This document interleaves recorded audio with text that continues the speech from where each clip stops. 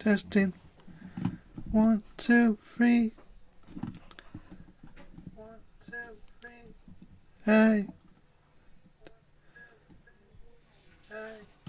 Okay, it's working just fine. Hello, welcome. This is Lavender Possum, and I'll be streaming Leisure Suit Larry 2. Larry goes searching for love in, I forgot what it's called. Leisure Suit Larry. Larry goes looking for love in several wrong places. This is one of my favourite games in the series. I'm a bit of a fan. I have played all of them, though. So I thought I'll start with the second one, and I'm just going to see if everything's working just fine. So this is basically it's what old games used to do back then is prevent piracy. What you need to do is look up this number in the manual. I've got it saved on my phone, so all I have to do is find the picture and type in the corresponding number to start the game. I think. Okay. And if this is Leisure Suit Larry goes looking for love in several wrong places.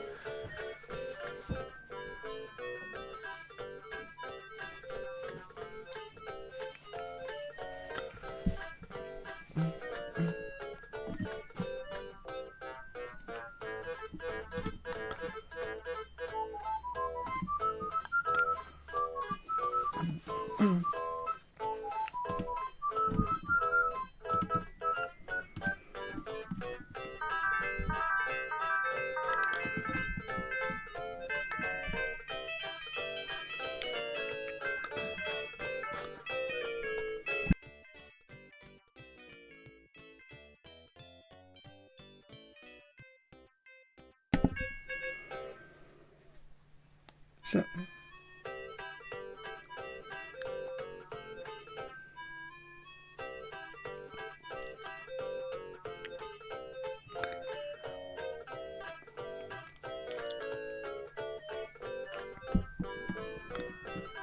Eve, baby!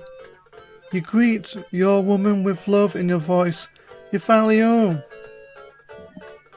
Who are you? Asked the voluptuous woman in the magnificent red sports car.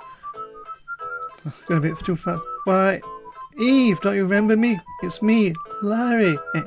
Larry Laffer. We met in October and lost wages in your luxury penthouse apartment. So, vaguely, she says, so why are you here? Why, that is, you stammer. Why must I kind of assume that when two people are in love, move in, you creep. You've got exactly 5 minutes to get everything out of my house and out of my life. Brutus, she commands her dog, on guard. You think to yourself, that dog looks rather familiar. Okay.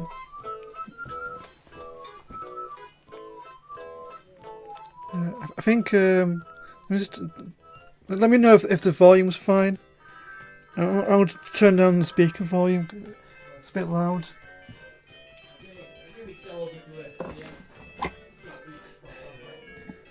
Yeah, this is... Gee, Larry, it looks like things are just the way they used to be. You thought your life was complete. You found the true love of a beautiful woman, with a beautiful car, a beautiful home, all in beautiful Los Angeles. But instead, you're out on the streets again. What will you do? Meanwhile, on the beautiful tropical island paradise, Non-Tonight Island, located somewhere in the South Pacific, a former strange weather phenomenon occurs once again. EDF asks, how are you, Lavender? I'm fine. Thanks. The island's native tribes have grown accustomed to these recent occurrences of dense fog, even though it appears quite rapidly.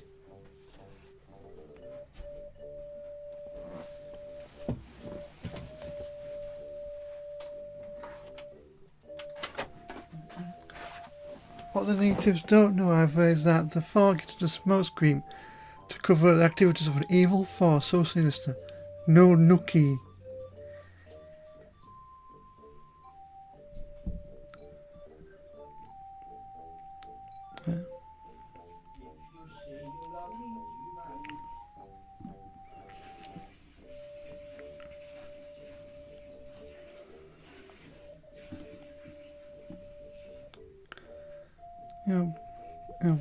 For early DOS game, it does look.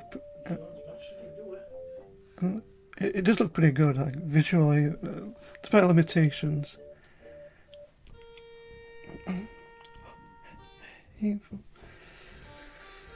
Where is that woman? Why is he so slow? South Dr. Nonuki. She should be here by now.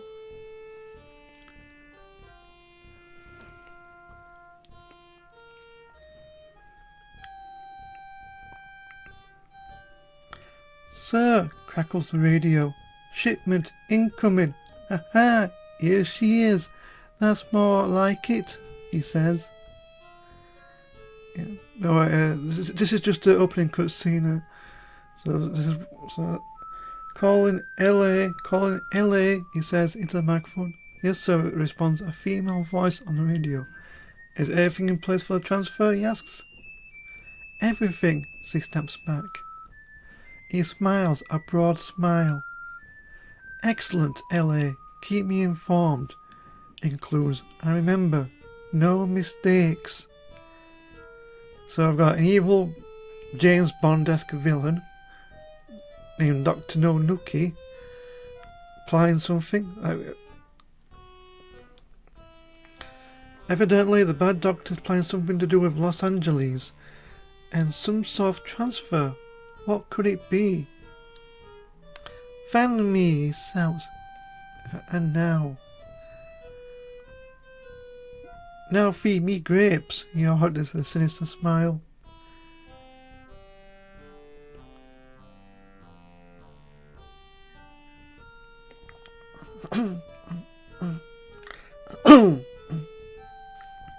Gosh, Larry, let's hope you never end up on the bad side of this character.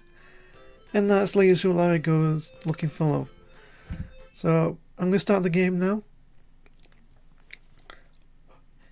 So, first things first, one of the reasons why I chose this game is because it has something called a trite phrase. And this is something which some NPCs will say randomly. And I thought, I can let you decide what some of these characters are going to say. I think it's something like donate to the RSPCA. That can be a good phrase. So any character I talk to is going to end the sentences off with this particular phrase. So RSPB. Sorry. RSPB. That sounds. So donate to the RSPB. Also, before I start this, I'm also going to adjust the speed. 2 clicks faster should be suffice. There's a safe game. I'm going to be making some multiple saves. I've played this before. I've in fact beaten this. But just in case, there are situations where I could end up, if I don't get a certain item, then it could result in like a game over, like, and not even realising. But I've played this a few times. Hopefully I won't make that mistake. So here I'll be using basically using the arrow keys to move. And to interact with all these type stuff in, so I'm going to type in look. You were so sure that this would be the location of your future. Happy life with Eve. But some things are not meant to be. Okay. So I'm going to go into the garage and look again. You search carefully, but find nothing in this part of the garage. Now, this part, when I first played this game, I actually got stuck, but because it's very subtle, but there's a little hint in the text in this part of the garage. So if I go further right and look again, hey, what's this? Eve left a dollar bill stuffed in this old pair of pants. Take dollar. Okay. You briefly consider the morality of this move, but after all she's done for you, you decide it's probably the least she can do. And yeah. So I've got like a point system. 500 is like the maximum you can get. You can interact with random stuff, look at some women, get points, things like that. So okay. Now that I've got my dollar, I'm gonna leave. And you can see it looks like Disneyland. Hey, is that Disneyland? Nah, not in a Hello game. If you don't know, Hello is the creator. He created Leisure Suit Larry. He helped program, write the story.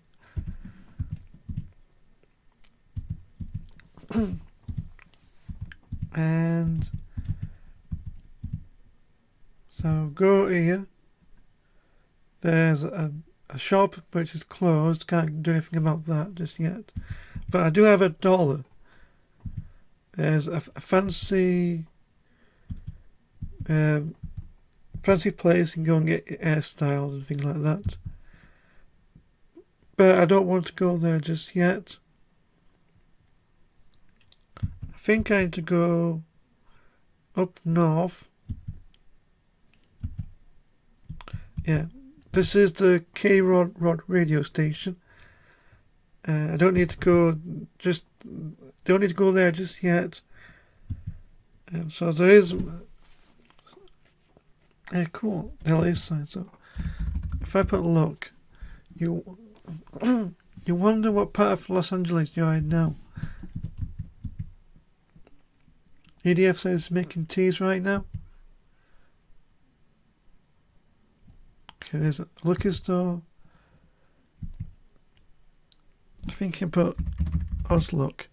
This looks exactly like the Dark Alley in Leisure Suit Larry in Land of the Loungers. That's the first one. So look in bin. You quickly open the lid, search for the rubbish. All the rubbish, find nothing, and close the lid. What do you expect? A passport? Now that's a hint for later. But I can go here. Look in O. You bend over and peer through the knothole in the fence. On the other side, you see people playing Police Quest. That's another Sierra game. How you wish you were one of them. And that's going to be another point. So some of this random stuff you can get points.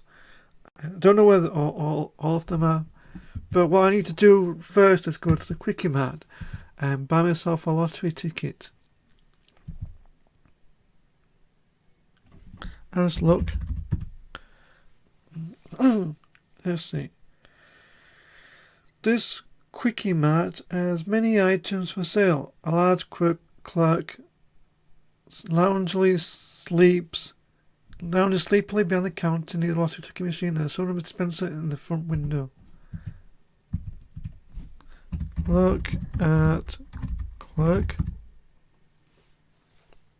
And you can look at women. You find Southern women sexy. But then you find any woman sexy.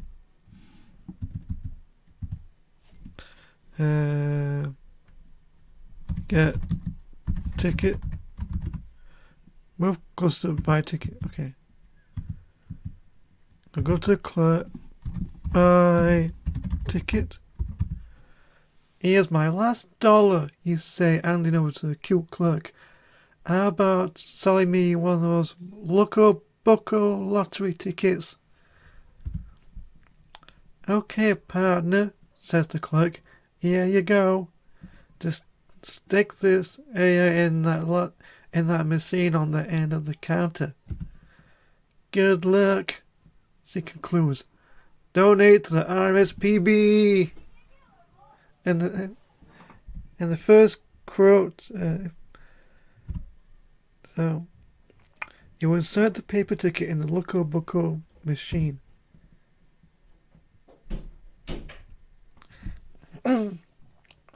So, if anyone watching this,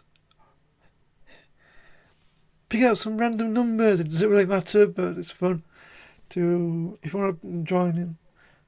Anything between 100 and 999. I think EDF says he's making teas, so I don't know. I think there's only 2 people watching. I think that's me included. I think. Let's go for some. Okay. Don't think it matters much.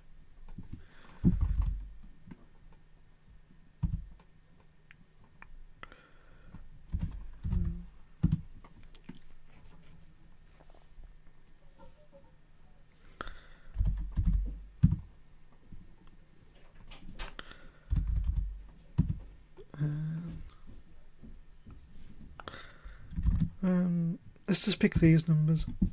It doesn't really matter what numbers I pick. Processing. Okay.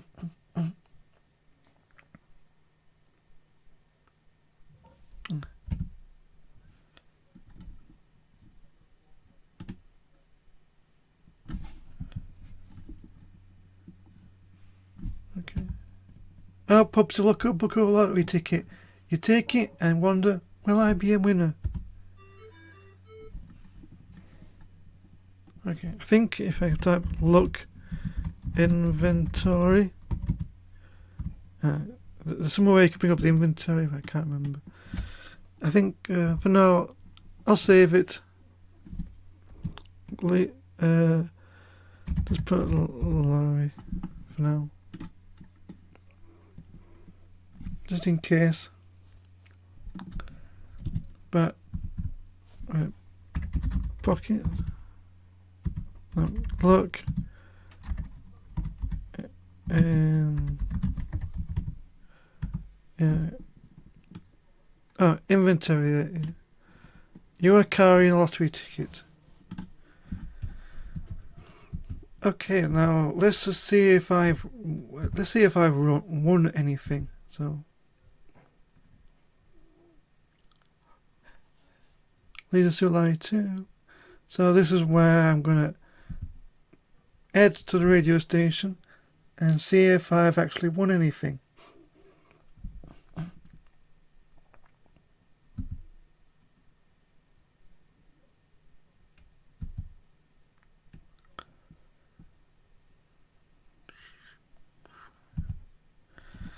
And let's see, look, woman.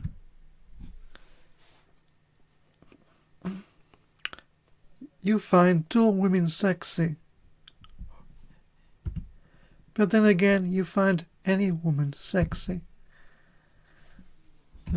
Talk to woman. Hello, big, blonde and beautiful. You say, my name is Larry. Larry Laffer. Hiya, see blurts between bubbles. Can I help you? Show ticket. Say, you ask the receptionist, is this lottery ticket any good? I don't know. I've misplaced my glasses, but as I can remember this. Okay, so basically, she's giving me the money numbers. I just need to copy this down, say it back, and yeah. So I'm going to open up a notepad. So the winning numbers is 2, 5, 7 937 941 877 302 and 851. So it goes, as best I can remember, this week's Lucky Life Lottery Bucko numbers. What 6 numbers do you have? Wow, what a coincidence. 557 937 941 877 302 851. Why, that's correct, she replies excitedly. You are a lucky guy.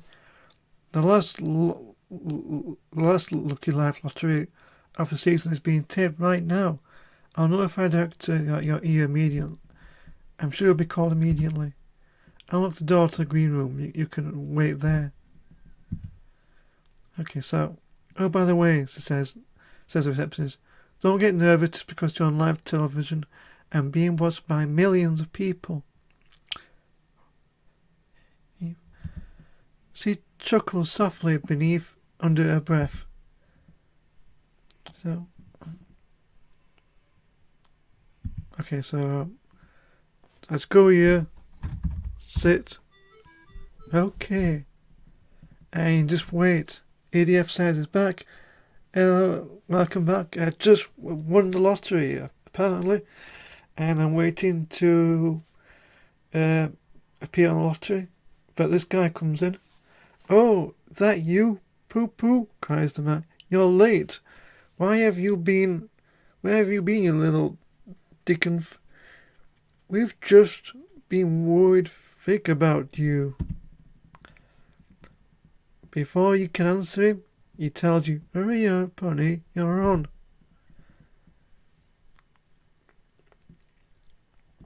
Okay, stand. And let's go in.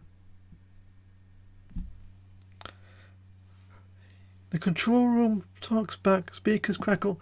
5 seconds to air, boys and girls. 5 seconds to air. Places everyone.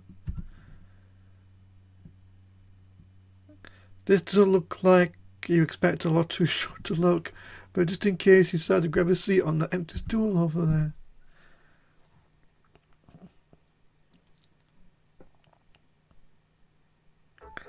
The voiceover announcer says, from Hollywood is the latest and greatest in embarrassment programming, the all-new Dating Connection. And here's your host, Biff Bath. Thank you and welcome. Welcome everybody. I'm so glad you're here for the all-new Dating Connection. EDF asks, what was the last South Park game you watched, Lavender? What was South Park you watched? To be honest, I think it was probably the what's it called? That future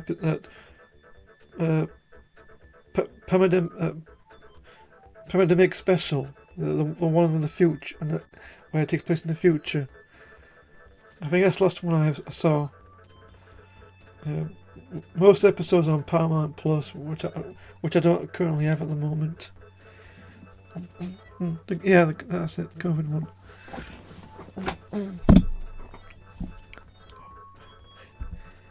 We're just about ready to play our game. Let's meet our contestants. Was going to make their big dating connection today. You know, it's season 16. Biff. That's today's lovely bachelor is Barbara Bimbo of Airhead, California. Barbara's hobbies are computer programming, creating unusual milkshakes, and tantalizing elderly men. A list of turn-ons as industrial-grade blenders and RS-232 interfacing. Turn-offs include international military conflicts and the aroma of Rosenkor's soldier.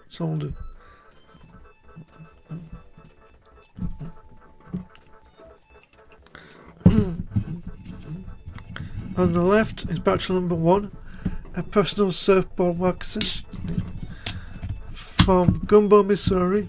His hobbies include collecting bronze rigger cases, speculating on the sexual preferences of professional dancers, and watching televised opera with the sound off. Meet Davy Blair.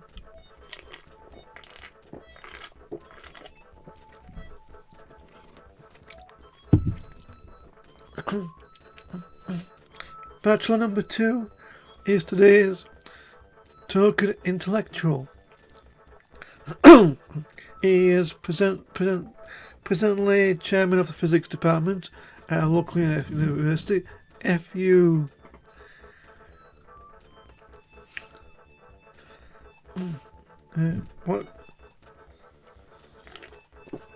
Watching opera without sound is like watching singers without either song. Originally from Pakistan, Ohio, meet Rakuga Sinsung. Hey, that's not your name. Excuse me, you sound. My name is Larry. Yeah. Larry Laffer. Okay, Rakuga Larry, responds Biff. Whatever you want to call yourself is okay with me. And on the far right is Bachelor number 3, a journalism major who quit college in order to pursue his dream job, fact checker on National Enquiry newspaper. Currently unemployed, meet AP Wire. Some of these jokes I don't really get. It's from like the 80s stuff. And now it's time to play the dating connection, says Biff Bath. Barbara, may we please have your first question? Okay, thanks, Biff, says Barbara. Bachelor number 1, this one's for you. If I was to go out on a date with you, and you was all dressed up or something, and the car busted and we had to walk for help, and I broke a eel, how would you fix it? Seems obvious. Elevator doesn't reach a penthouse.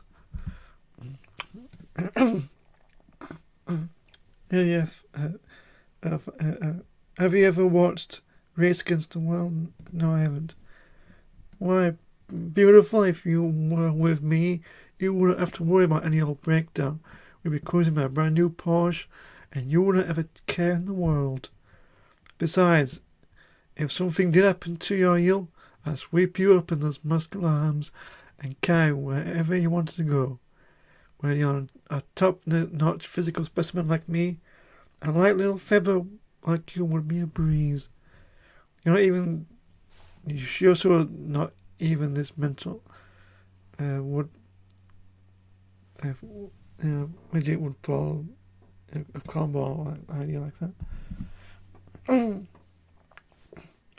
Jeez, how romantic, say Gushers. What more could any girl want? Well, Bachelor, you're number 1 with me. So much for your theory, Larry.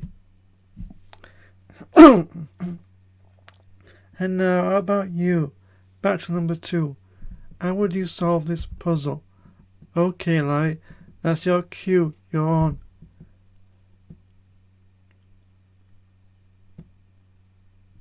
Okay. Okay, give her your best line.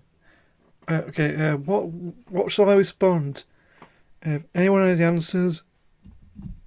Honestly, it doesn't matter at this point.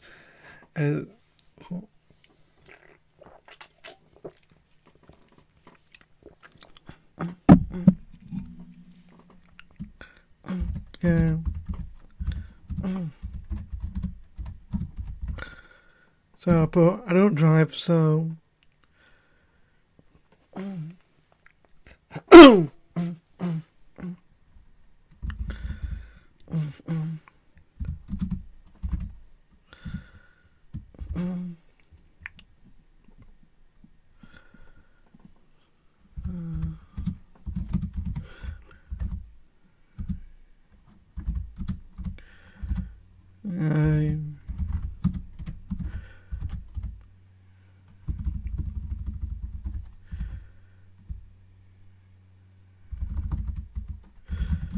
I just put...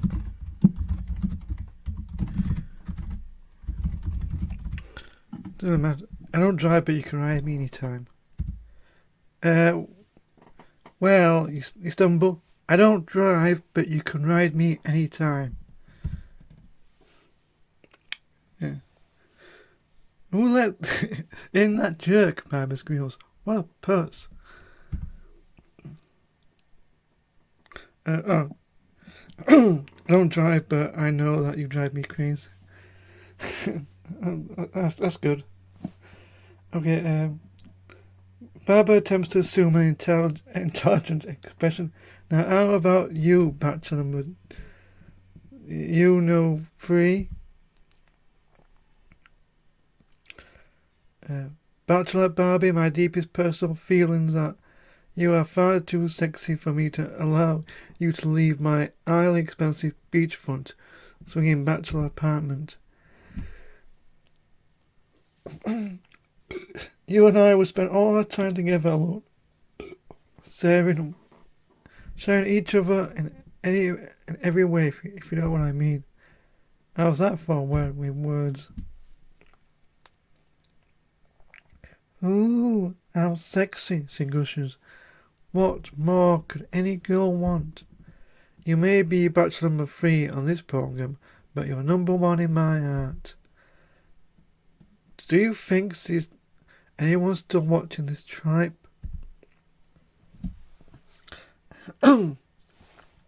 Barbara, in my opinion, you've just asked one of the best questions ever, says Bill Bath. Now, how do you think you could come up with another great question? Once again, Barbara burns off a few million brain cells attempting to rise to the occasion. Okay, like, thanks, Biff, says Barbara.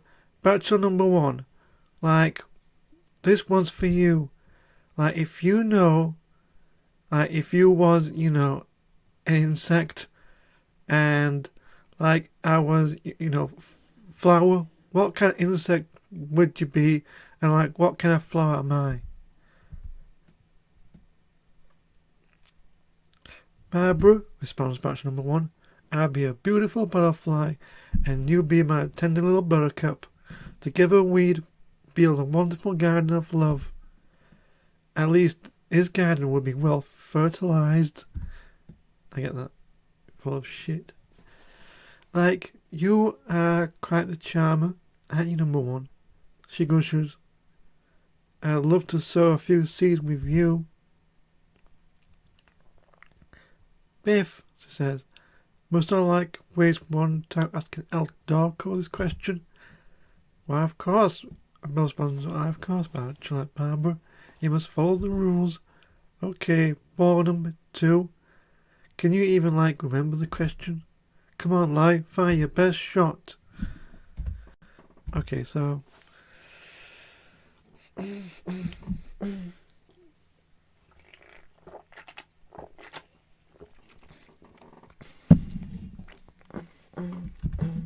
I'd be...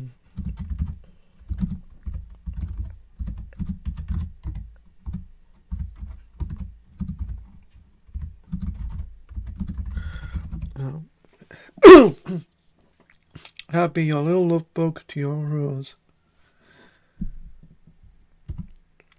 I think that is that you stumble. I'd be your little love bug to your rose.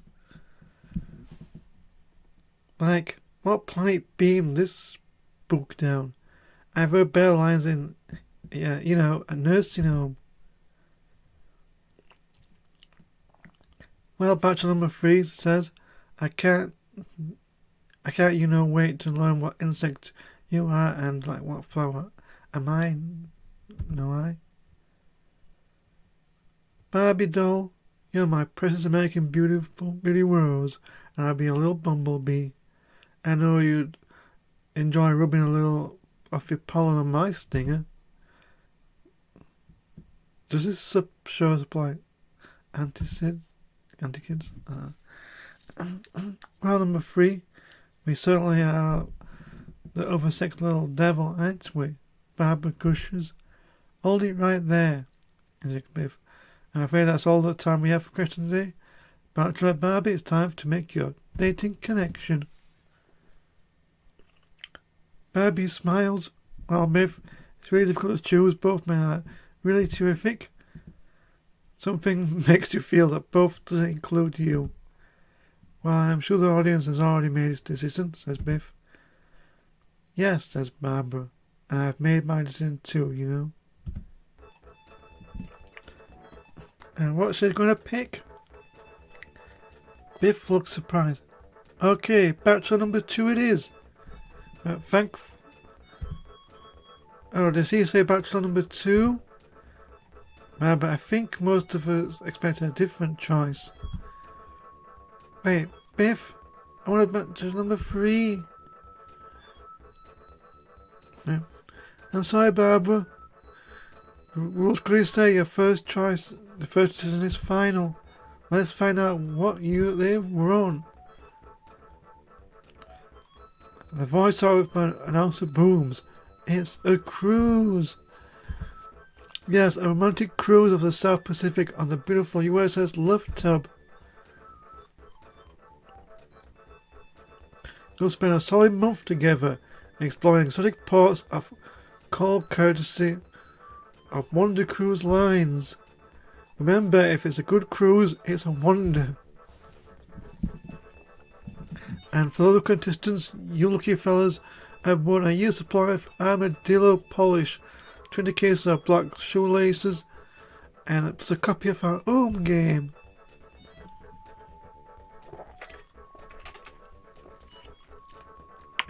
Hey man, there ain't no way I'm spending no month on a boat with this jerk, shouts delicate bachelorette Barbara. I want a chance at it on that number 3 guy.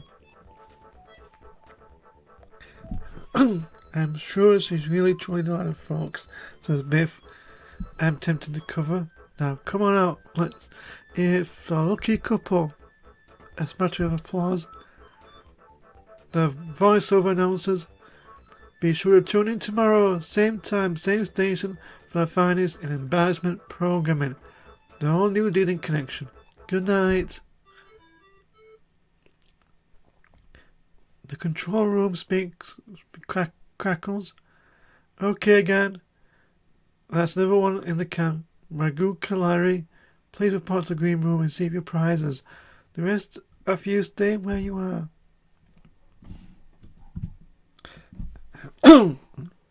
Gosh, Larry, what good luck you have winning a fun-filled month-love cruise with the lovely bachelorette Barbara.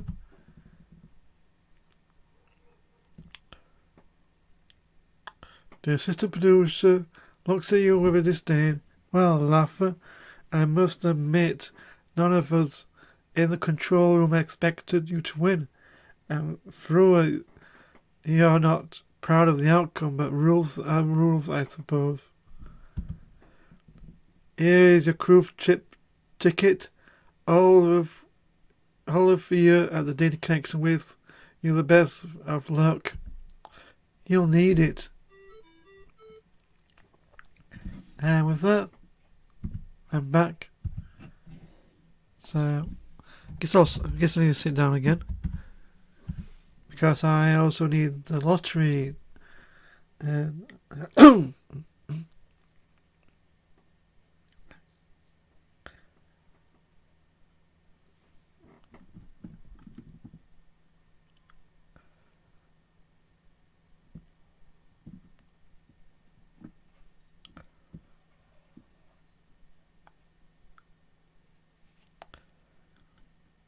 yeah. Ah, there he is. Hey you, cries the woman. Where have you been? We've been looking all over for you. I just won the dating connection, you reply. Big deal. You were supposed to wait here. Now hurry up and follow me. You're back again. Welcome back. Oh no, Larry. Here we go again. So I'm going to stand. Okay. And I'm going and now enter the lottery.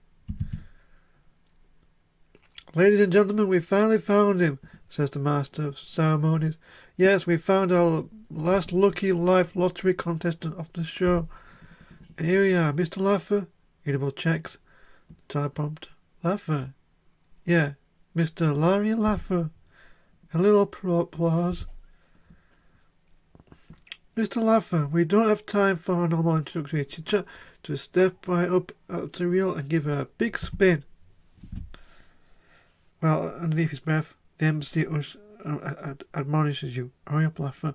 We're running late because we couldn't find you. Okay.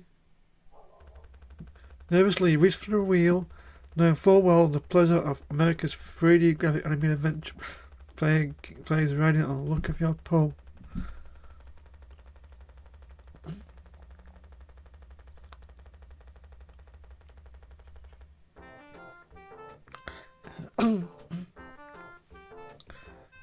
He did it! He did it! He's won the big one! Ladies and gentlemen, Larry Laffer just won the largest prize in the history of lottery. $1 million a year for life. Yeah, it's funny. I thought that was real. Applause. $1 million a year for life. Come on here over here, Larry. Lucky Larry. Here comes our lovely lady, Lana Light, the Lucky Life Lottery Lady, with Larry Laffer's first year winnings. The US Treasury Department first $1 million bill.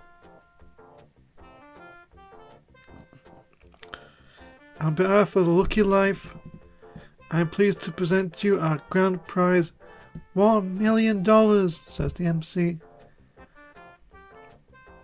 Congratulations, Mr. Laffer, says the MC. You're a lucky man. Too bad we don't have time for a big speech.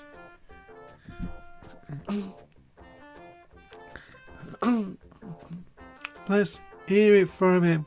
Ladies and gentlemen, Mr. Larry Laffer, the luckiest guy in Los Angeles. Even more applause. That's it for this week's show.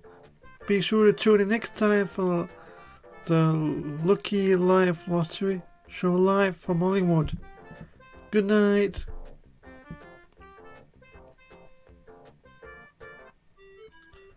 Control room. Speaker crackles. Okay, kids, there's another one that's good enough for who it's for. Mr. Laffer, please exit through the door to the left.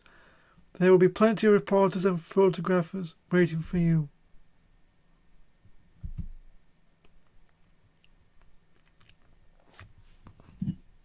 Gee, Larry, things are finally beginning to go your way. First, you win a month-long vacation voyage, right, with the lovely bachelorette, and now you win the biggest lottery prize in history. Something tells you this is too good to last.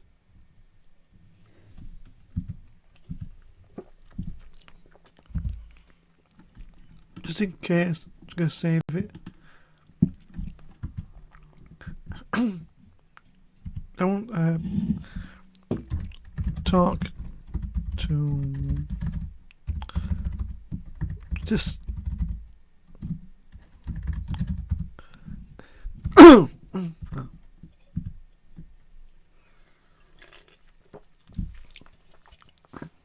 so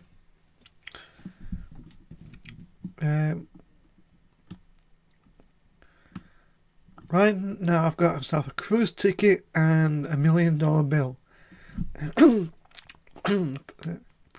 And the problem with $1 million bill is that's a lot of money. There's no way I'm going to get.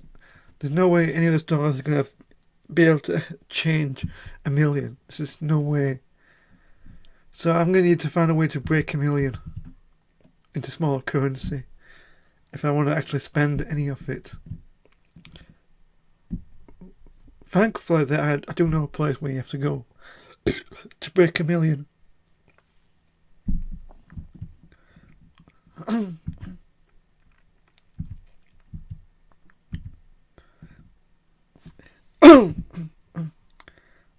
Now, okay, this is where part gets a bit tricky. So a drugstore. I need to remember that for later, but right now I can't do anything just yet. I also need a passport. Now earlier there was an int, so I'm going to need to go back to my house and get myself a passport. But first, this is the place I need to go. No, that's not it. That's the. I think I need to go to. I think there should be a salon I can go to. I think. Let me just check this place out just in case. This place may be overpriced, but at least it's gaudy. There's a sale sign on the wheel wall. Okay, look at sale sign. Look at sign. Swimsuits half price. Okay. Look, woman behind an unbelievably beautiful imported Italian marble counter stands an unbelievably beautiful imported Italian clerk. You find Italian women sexy, but then you find any woman sexy. Take swimsuit. You find a reasonably tight spandex job in blue, although it's a little tight. Perhaps it may work out advantage on a ship, but this may be beginning for a whole new image for you. Buy swimsuit. I'm sorry. I'm only allowed to. Okay. Buy swimsuit. Excuse me, do you have change for 1 million? Well, Bella Bueno, he smiles. But of course. But is that trivial little clearance item all you're going to purchase today? Okay, I guess I did go to the right place. Yes, ma'am, you reply, handing over your lottery winnings. I've only got 1 million on me. All right. That will be $106,500, including tax. Your change is $393,500. That's $100, $200, $300, $400, $500. Stop! Don't count anymore, you shout. I don't have that long before my ship leaves. Very well, sir. How did you know she was going to say that? You hand over a gigantic wad of $100 bills. Okay. I think that's... Okay, so...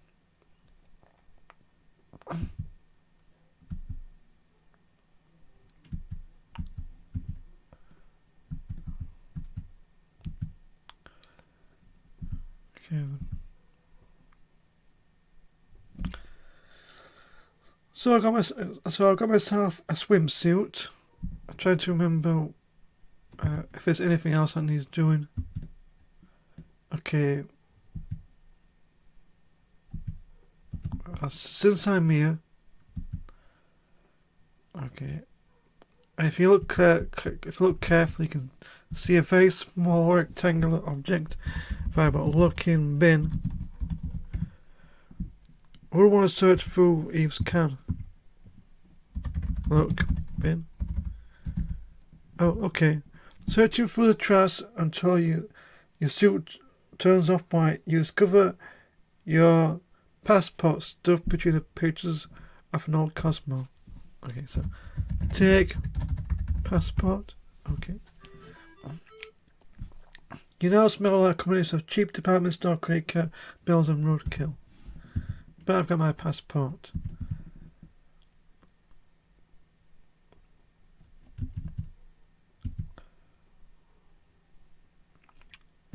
So far, so good. But I'm just going to make... Yeah, there it is. If I remember correctly, I need to go and get myself a haircut.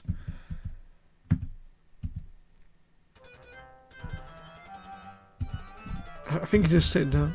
In fact, let me just look. Don't all barber shops look the same? How about quick styling, you ask? Oui, monsieur, of course, replies the barber. Allow me to correct the receding hairline of yours with my patented special proprietary technique. Macrobatic styling weaving. Just sit in the chair, please. Here, says the barber. Take a look at this mirror and remember what you look like when I'm done with you. You won't be able to recognize your own hairline. Why, you'll be a different man. Here he is.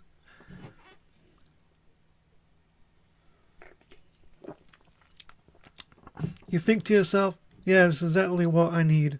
A new look. I'll make Bachelorette Barbie change her tune. Okay, go for it, you tell the barber.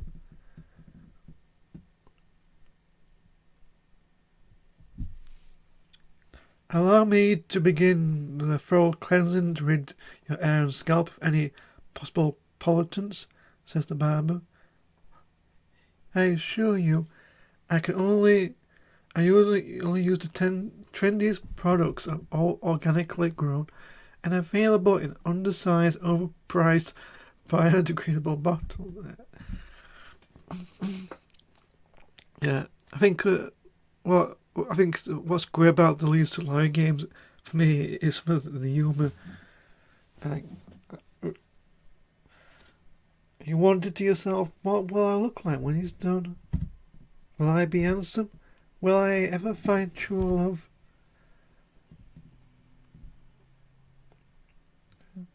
Like that.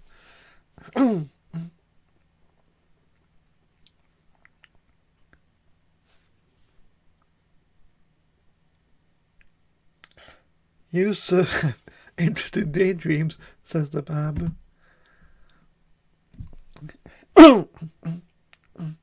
Hey, Brutus, get out of here.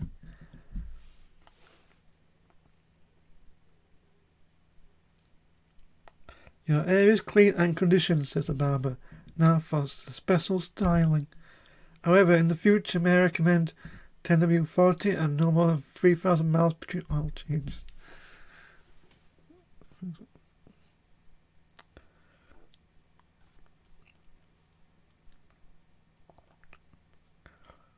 All done, says the barber. Take a look in the mirror. What do you think? Looks about the same to me. Oh well, you can't judge a book by its cover. That'll be fine, you tell the barber. Say, you ask him, exactly how could I know I was getting a macrobiotic styling? By the price. That'll be $100, says the barber. Thanks, I guess. Flipping the barber one of your C notes. Barber replies, donate to the RSPB.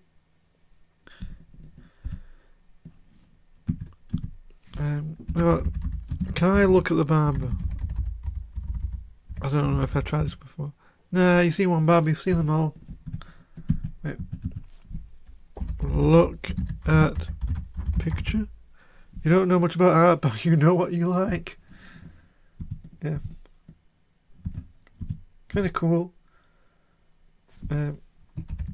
So now I've got myself a cruise ticket, one passport.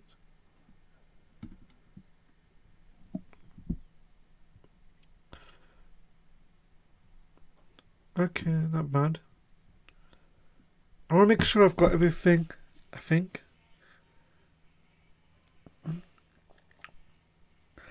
Okay,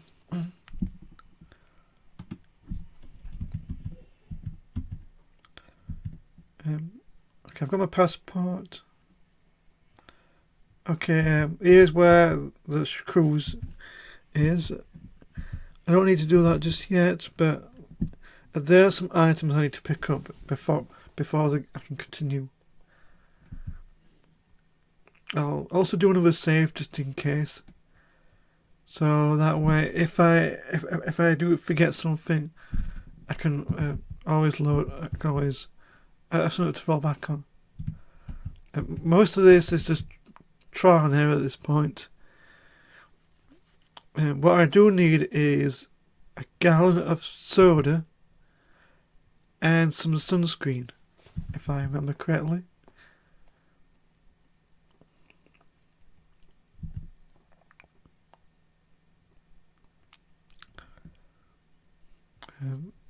There's a bar. Look, you are now in this very seedy portion of the city. At the distance, you can see the famous LA landmarks, the Queen Larry, and the Loose Goose.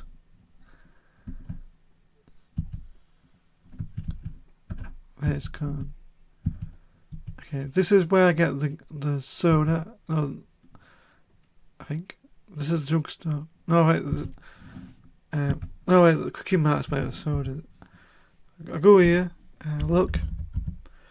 By the sign on the druggist's counter, you presume the druggist is out. Only a clerk remains, and he doesn't look too bright. Look. Clerk.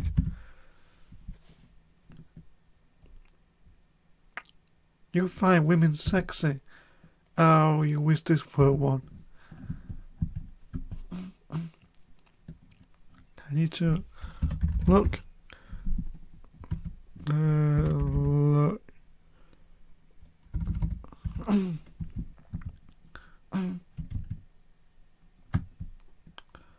Look. Shelf. Okay. This is for sundries. Fine. Look. Shelf.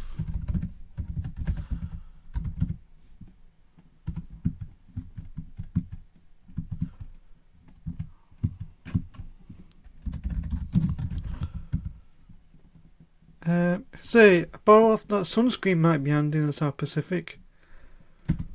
Okay, take sunscreen. You're not close enough. Take sunscreen. You're not close enough. Takes. EDF says, are you looking forward to Easter? No, not too much. Don't really do anything for Easter really. You grab a bottle of SPF 90 while you picture Charlotte Barber rubbing it all over you. Then I'm gonna go to the clerk. Buy sunscreen. I'll pay for this, you tell the clerk. Do you have change for 100? No, he says, but feel free to give me a big tip. But of course, my good man, you tell him, suddenly putting it on airs. I'm 100. In fact, F2. Money means nothing to me. Like, thanks, dude, he tells you. Now let me go back to sleep. He concludes with a familiar donate to the RSPB.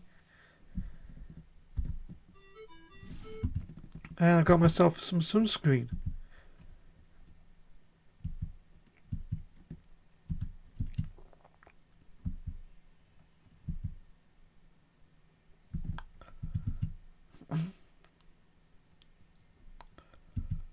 Okay, so far so good. Okay, here's the quickie match, so head back here.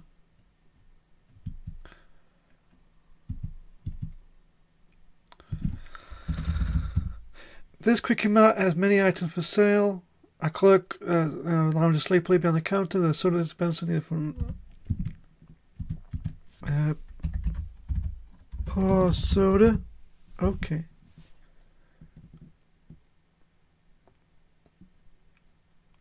A cup that large might take a long time to fill.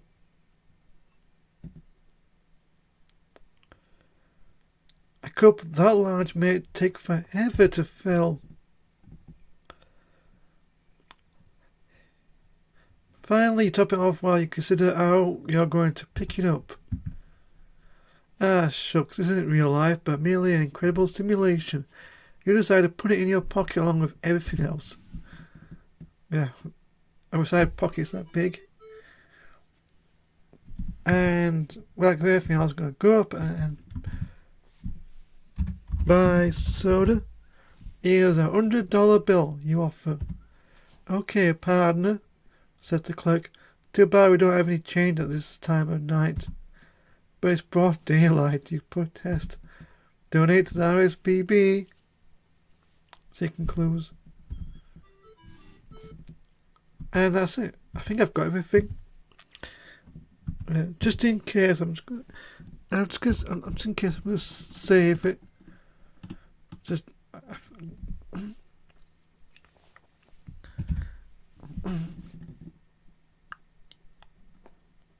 Go test gulp. Passport, water door, swimsuit, cruise ticket, and some sunscreen. I think I've got everything that I've got everything. I believe if I'm missing something, like this game is trial and error. If I'm missing an item, then I can end up not being able to proceed any further. I'm just gonna hope for the best, but since I think I've got everything, there's just one thing left to do, and that's head to the music store. If I look, you are outside the famous LA landmark, the old ethno musicology shop. You are familiar with them from the many advertisement on late night cable television. Does this town have specialized stores or what? A sign in the window says grand opening today. Say, look, this store is finally open for business. Yeah, but like before, this shop would have been closed. And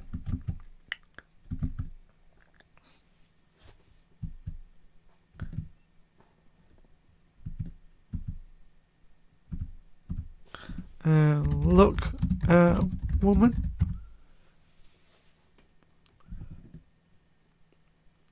You find Latin American women sexy, but then you find any woman sexy. Talk to woman. Hey, beautiful. You attempt to lay a little smooth mouth on the lovely Latin lady. My name is Larry Laffer. Buenos dias, Senor Dos Acetana. El bono, la señorita El Tocos. Good day, sir. How may I help you? Suddenly, she smiles broadly as if she recognizes you. A smile makes you glad you took Spanish in high school. Too bad you slept through it. Oh, what the heck. You decide to brush dust off your Spanish by attempting a conversation with this lovely senorita. Perhaps you could begin by complimenting her on her extremely good looks. El pesto like gradia se spermo bubitos. You tell her, your ears remind me of whale breasts. Her face brightens further. She seems gently interested in you. Your Spanish must not be so bad after all.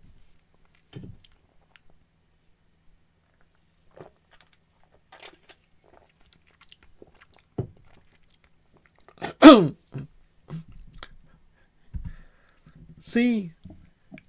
Sala Luan la Gross et Pupi Doggy la Bambino, la Senorita Petras. Yes, but the moon is full and you are a chihuahua. Well, speaking is one thing, but understanding is another. And response baffles you completely. You have no idea what she means. And of course, that's never stopped you before. El Pensilo et Tubular Rigido Amarillo. You tell her. My pencil is long and in yellow. El hombre de la nostra, donde está mayores señala la reto de stupido sentences. Yeah, finally here. I thought you never show up. By the way, who writes these secret phrases anyway? Michael Feast Lagnima. Big Dealo, Onklunk no touche, Dr. No Nuki, El Kami. This microphage contains the secret of the recent United States superconductor research breakthrough. It's hidden on this rare Peruvian onklunk. Don't let anyone touch it before you. Personally deliver it to Dr. Nonuki. And, I don't need to tell you, be careful. He and he alone has the authority to deliver it to US agents.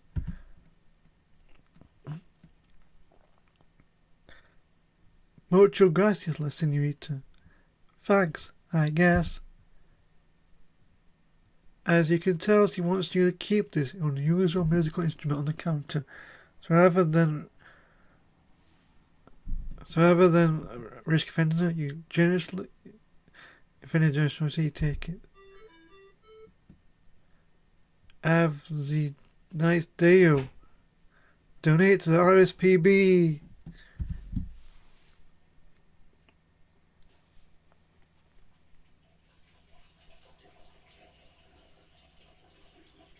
Say, what an interesting car, you think to yourself. How does he make it do that? You are so distracted by the lowrider that you fail to notice the unusual little man lurking beside the car. He, however, doesn't fail to notice you. The little guy in the trench coat gives you a short head start, then follows you. Larry, be careful. This guy is up to no good.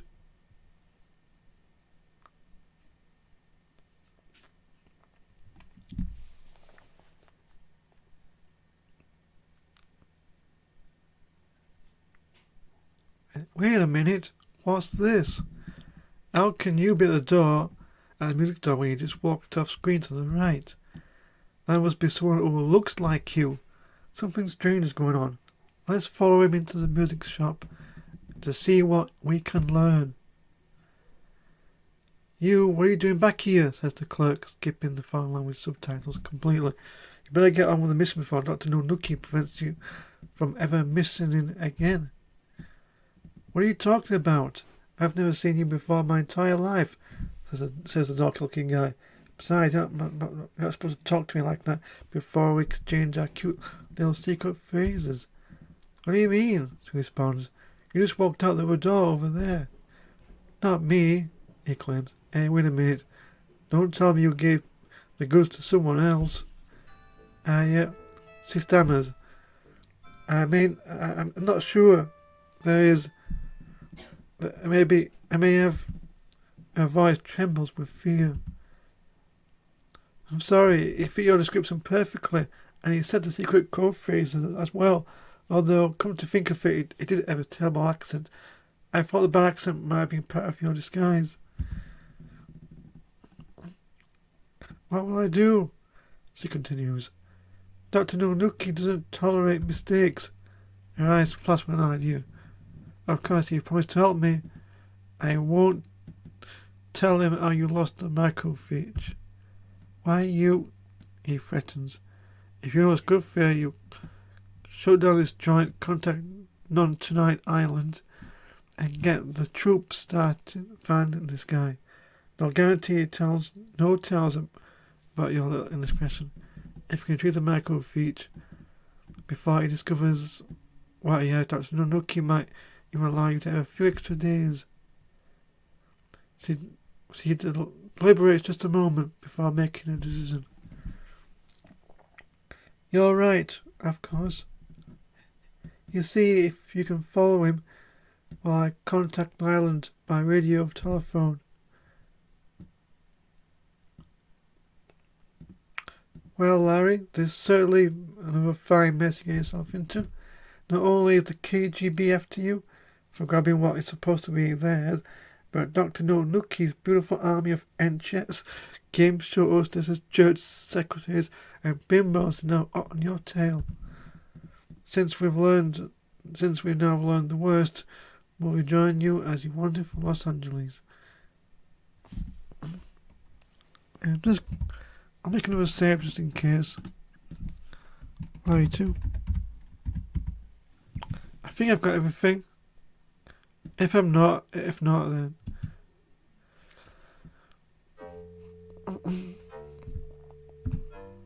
Hello, Sonny, says the old man. What it on the bird? Thanks anyway, Buster, but I'm on the wagon. Now, I think after this, I need to head to the pier. I think I've got everything. Just gonna make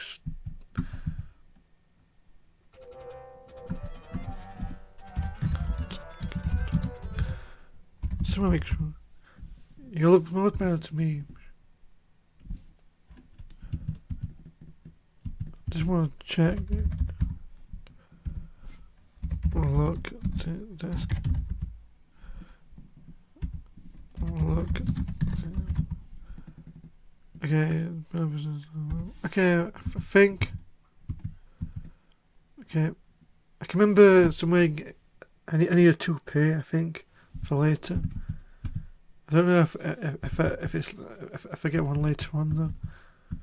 It's been a while. No, wait, there's a barber shop on. There's a barber shop on the. There's a barber shop on the ship. I remember now. So yeah, I sort of everything. Look, either I remember the crew of this large ocean-going vessel parked immediately, or just so. Show ticket. Hey, tell the purser, here's my ticket and my passport. Oh, look, you just made it. Let's look at the passport first.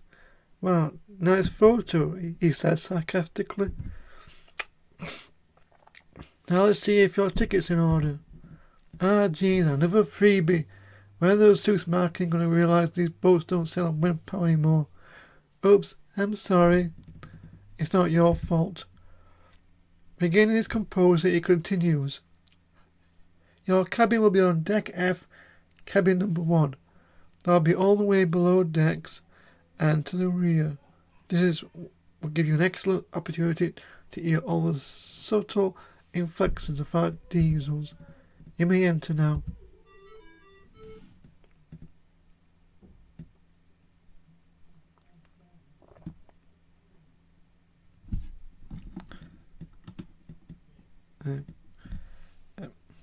So, it looks like you made it. The ship is almost ready to leave. So, good fun fact is, if I got the on-clock early on, before doing all the other stuff, there's a good chance I could actually miss the ship, and that would be a game over. So, I didn't realise this because I always do the on-clock thing last. I think that makes more sense narratively. And, yeah. Going on board on our ship.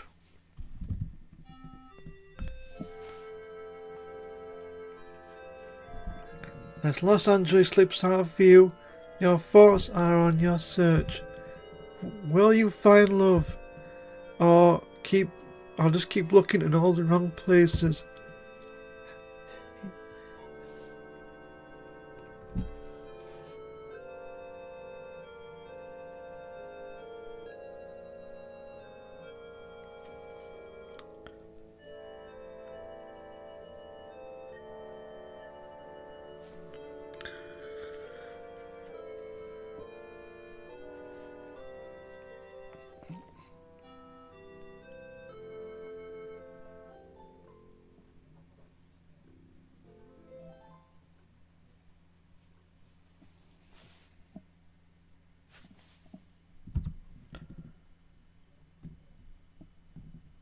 fine. Okay. No, okay. So I'll save it here. I think I've got sort of everything. At least I hope I've got everything. Passport, sunscreen. Yeah, yeah.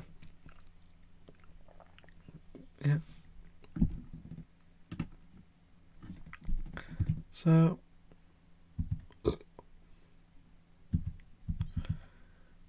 if I look, no one on the dating connection promised you a deluxe cabin.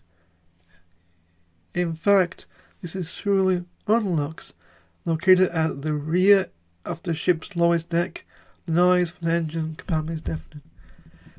So you have a bed, a nightstand, and a small closet. There is a door in the altar. Okay, I think that's a fruit basket. Take basket. Okay. That is a basket of fruit. Open closet. You quickly open the cramped little closet and look inside. You find absolutely nothing. So you can return. Okay. Now if I open the door.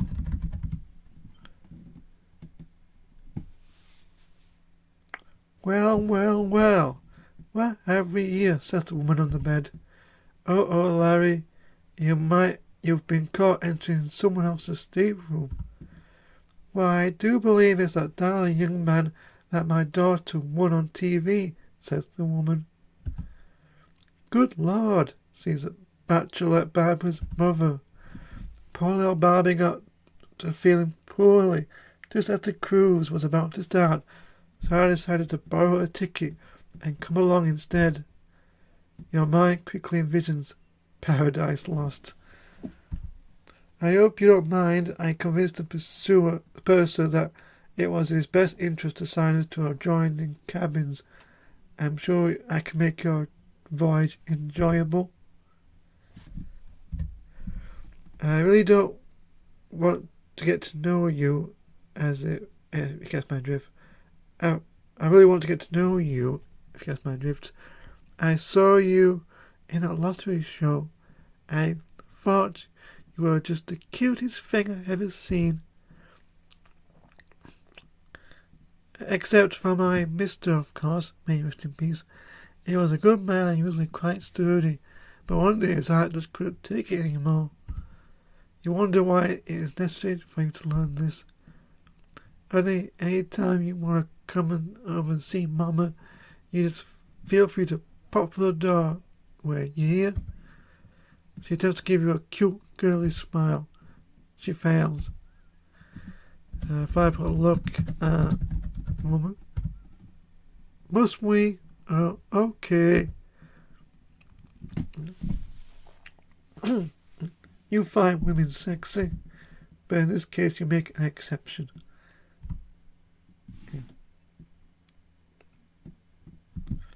Yeah. So here, there are some things I can do. First thing, you also have a time limit. There's no way you can spend a month with her. She's just the worst. So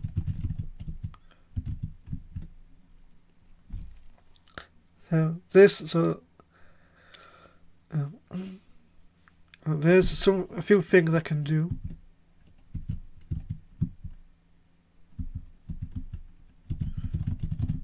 I just need to.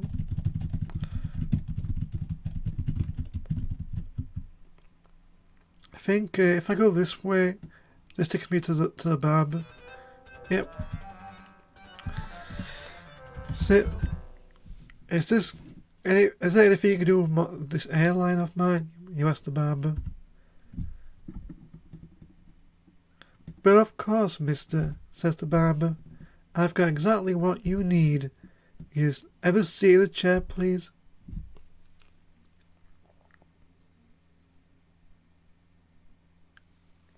Yes, I have exactly what you need, he tells you. It's all the rage. You see it everywhere these days. In fact, guys make a lot of money out with these. I call it the Jimmy model, and I'm sure you'll like it just fine. He places the Jimmy carefully on your head.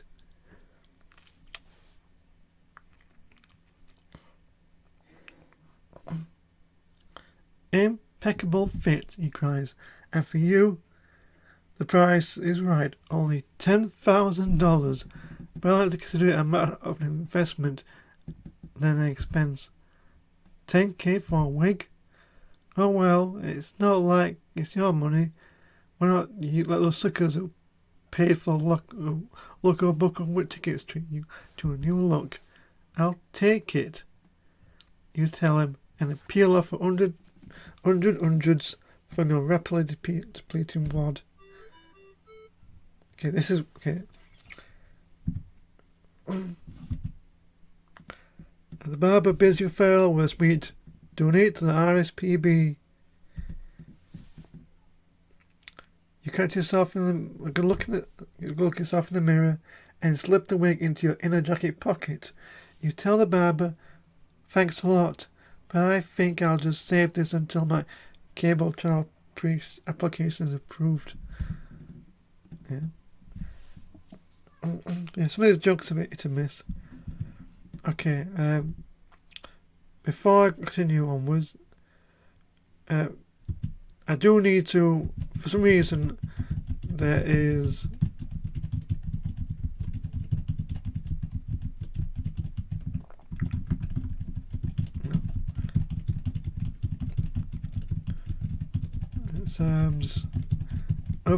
up the stairs. Look, the ship's revolving nightclub has a television set behind the bar and one empty stool. There's a complimentary bowl of spinach dip at the left end of the bar.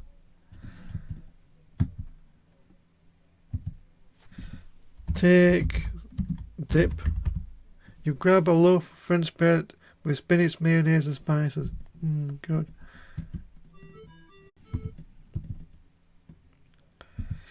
Just in case, I'm going to save it here, just in case. I'll make it just in case. No, just in case. That's it.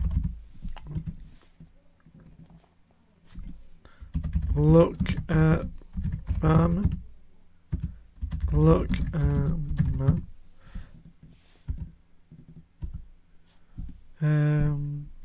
Talk to bartender. Hi, he says the bartender with a smile. My name is Larry. Larry Laffer. Thanks for telling me, he responds sarcastically. Well, that didn't work, Larry. Now, I could buy a drink, but I do know this man is actually a KGB agent, and if I buy one, the drink will be spiked. I'm going to fall unconscious and get kidnapped. So,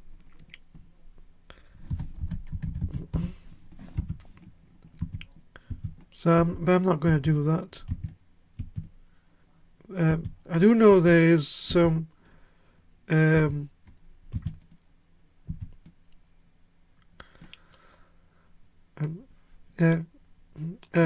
could show it off if you want, or just continue as it is. Like I can show, if you want, I can show you what the game over looks like. Like what happens if I get kidnapped by the KGB. Let me know if that's something you would like to see. Otherwise, I'm just going to continue playing. So what I do need to do is I'm going to have to change my swimsuit and make it to the pool area.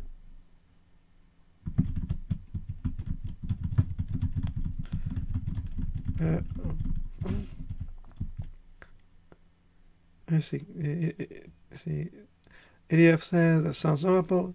Yes, my until dawn run is everyone dies run. Okay, so to change the swimsuit, I have to go all the way back. I don't know if she's still in. Just go at some point. Nope, she's still there. Nope, okay. Where... You have to go behind the drawers. Okay, this is a good place to change clothes. And then...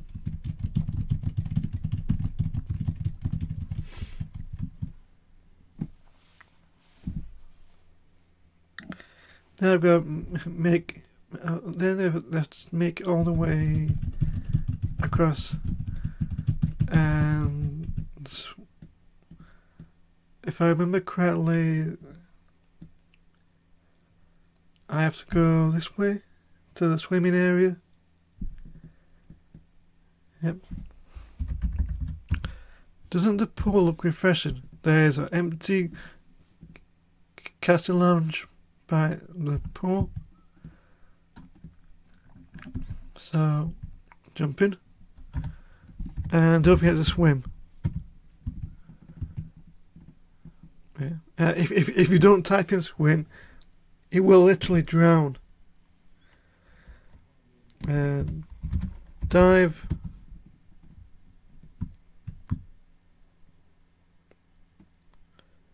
Okay, I've got two. Let's see if I can go that. Swim down, swim. Get bruh. Get top. How old do you think you can hold your breath? Yeah, come on.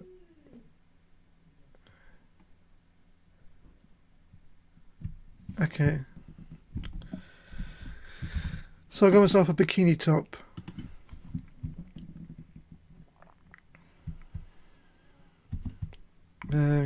Climb. Get out. Okay. That was refreshing.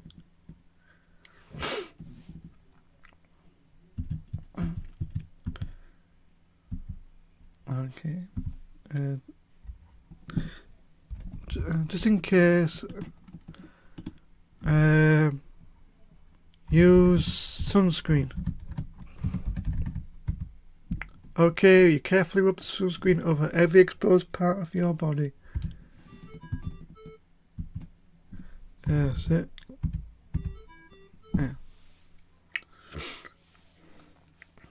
Yeah. Seems like a lovely day to catch a few rays. It's good thing you applied the sunscreen. Otherwise, Larry would have been burnt to a crisp and that would have been another game over.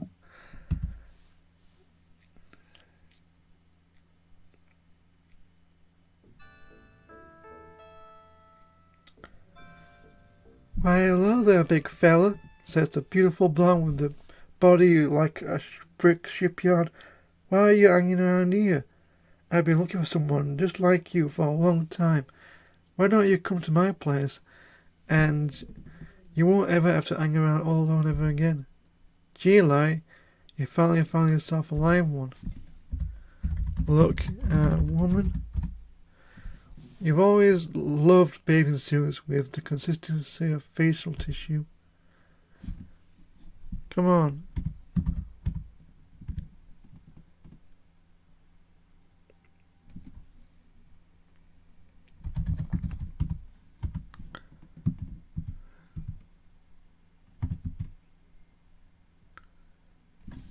Okay. Hey, baby, can't wait for me. You allow yourself to be seduced by this woman and become friends with. Okay, this is what happens when you game over. That woman was working for the KGB. You were so impressed that you've never had a girl invite you to her pad before.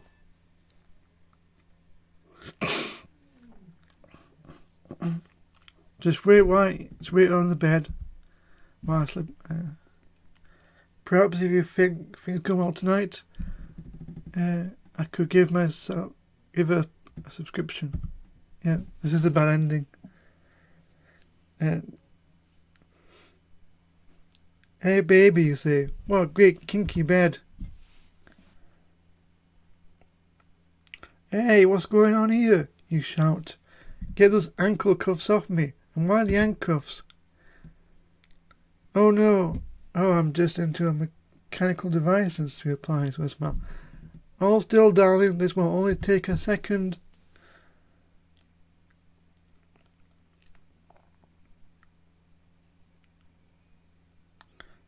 Why does that look like hydrofluoric acid below me? You shout in terror. Because it is silly, she responds.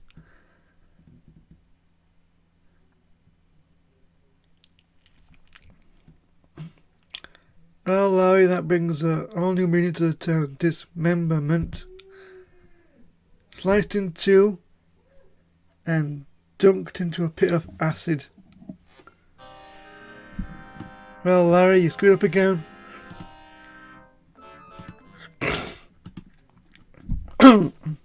It's a good thing I saved it. Guess I'll use sunscreen again. Sit. And okay. Stand. Okay, this time I think I've got everything. So I'm trying to think.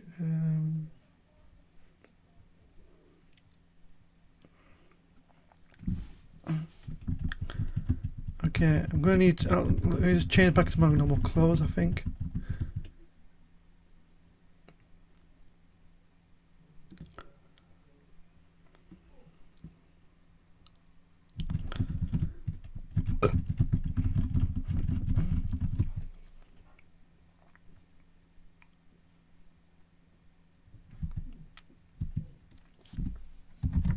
Change clothes. Okay. Okay. Okay, let me just check if she's gone now. Yeah, she's gone. So, look at.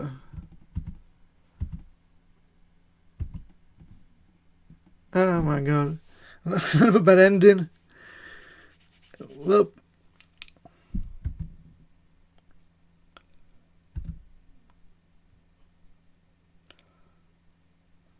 Now again. Okay.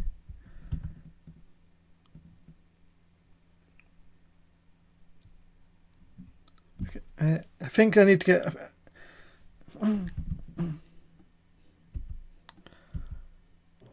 Another bad ending.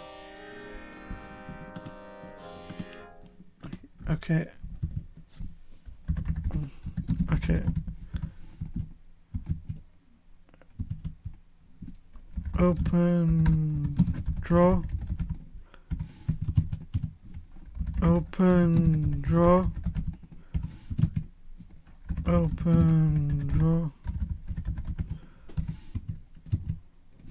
Okay, I can't do that just yet.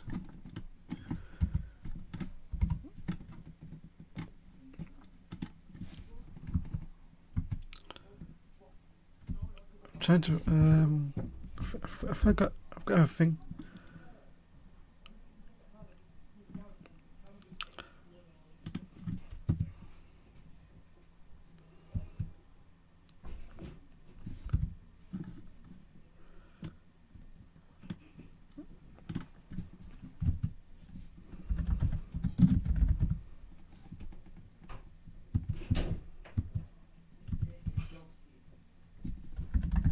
Open draw.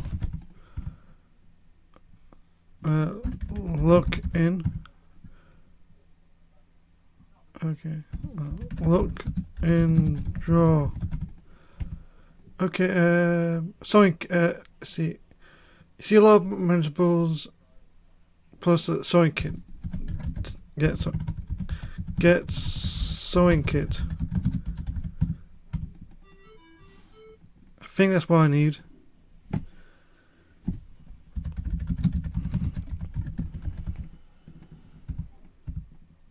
Okay, I think I've got everything. Okay, let me just. Okay, this is what I want. just need to leave the room. Oh no. I wasn't fast enough.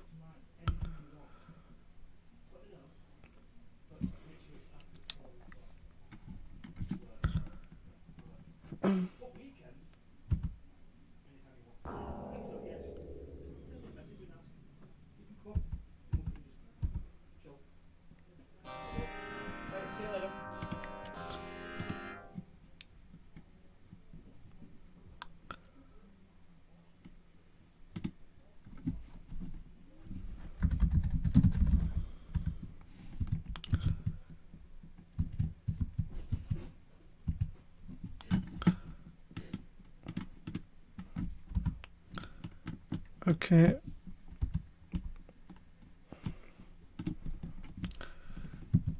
So there is, in fact, a time limit to this. I don't know how it works, but I do have to do things very quickly. So first things first is get the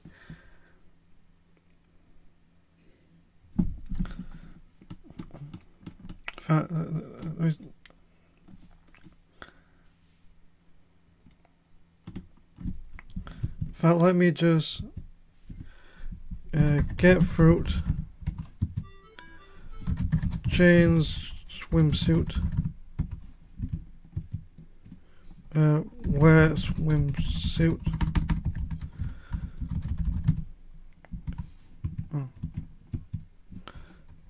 wear swimsuit.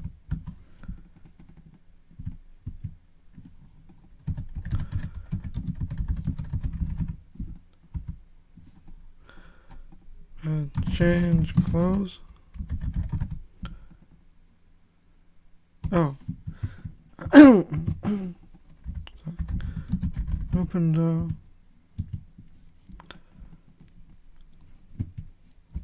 So.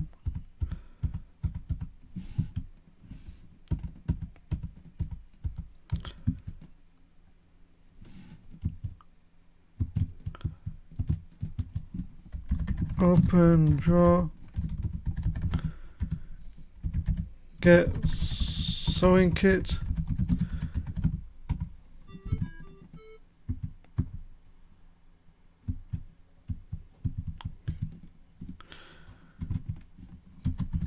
Change clothes.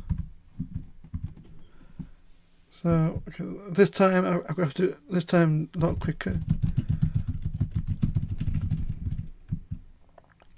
Thankfully, there's not much I need to do with this.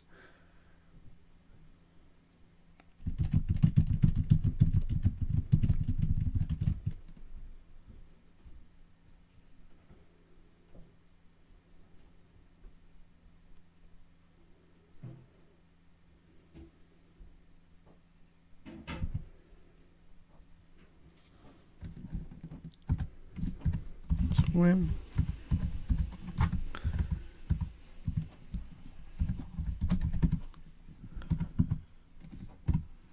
So I get into the center, dive.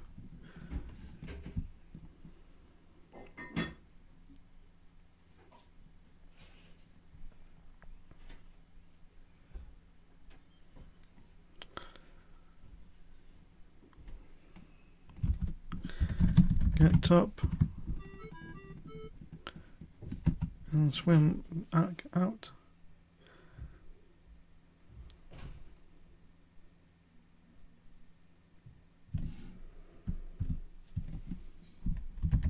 Get out.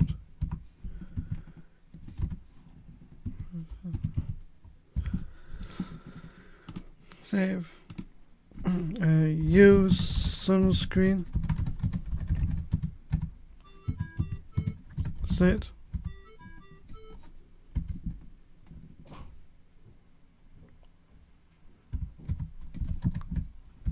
Stand.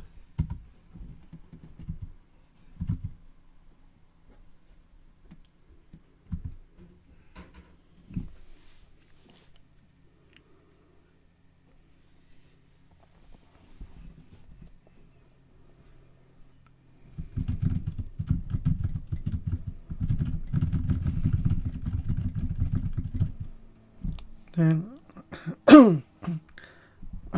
Okay, I just need to head back to the room one more time. I think it's the number of rooms. I think if you enter the cabin 3 times or more, then it cuts to the end of the day. So, gotta be very careful on that. Go behind, change, close.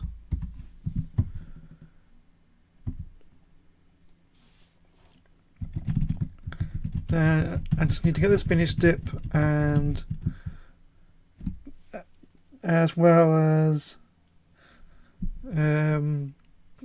as well go to the barber and get that wig again. And I think I'm good to go.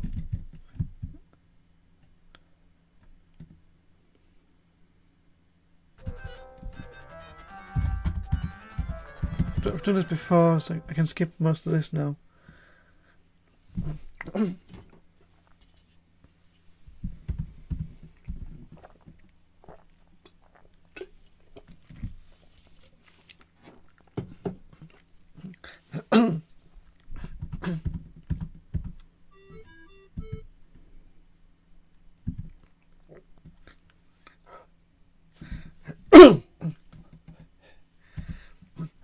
Donate to the RSPB.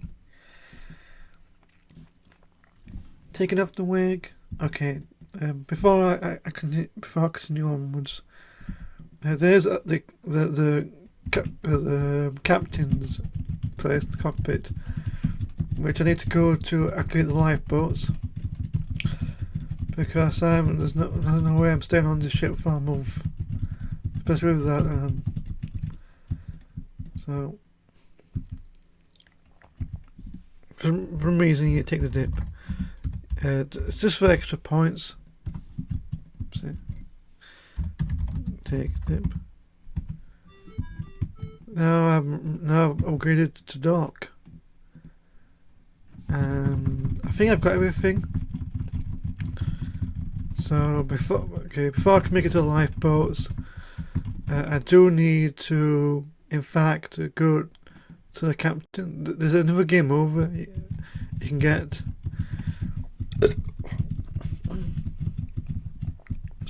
So I'm just going to save it just in case that happens.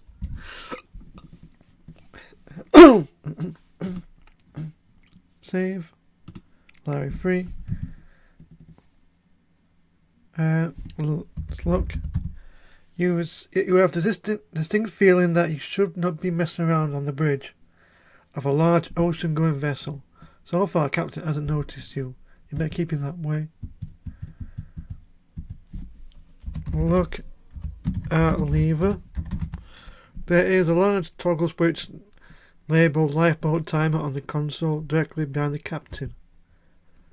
Okay. Pull switch.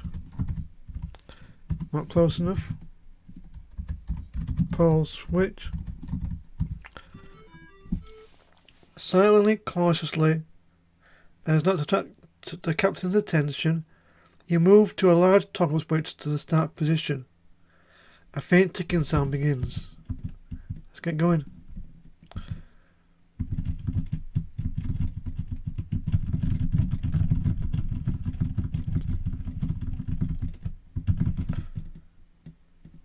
So now I've got to go all the way .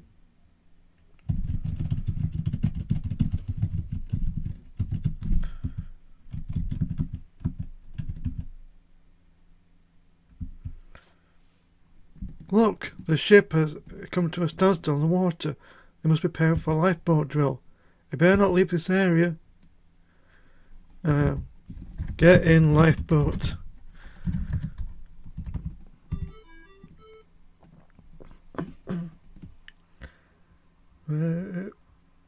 Whoopsie-daisy. The lifeboat drill has brought the ship to a standstill. What have you done, Larry?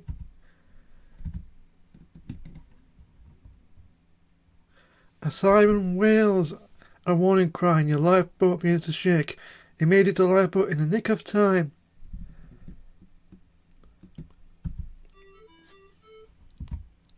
Just in case, I'm just going to save it. I think I've got everything. So, there are a few things I need to do. First, throw away dip. If I keep the dip, then it goes bad. I eat it, get food poisoning. Not good. You can toss the spinach dip as far as the ocean as you can see, which is not really that far. Also need to wear a wig. Good idea, it's perfect time. So the wig is going to act as basically like a barrier from the sun's heat. I think I've got everything. I hope I've got everything. I can't remember what the sewing kit is used for. I can't. It's been a while since I played this, but let's just hope that I've done everything right, because this is like a make or break moment. If I don't have all the items, then that's going to be it. But I'm fairly confident I have everything. Slowly you drift away from the cruise ship. You wonder what you forgot to pack. Yeah. I think I've got everything. The fruit for food, the drinks. I put on sunscreen. I already put on sunscreen. So that's already been done. And let's see if everything all pays off.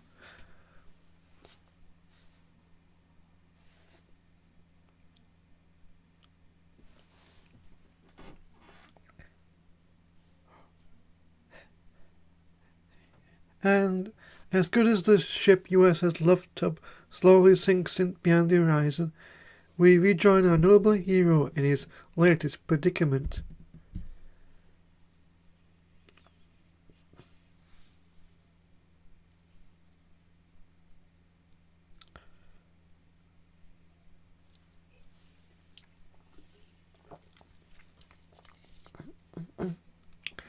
Isn't it funny how time flies when you're having fun?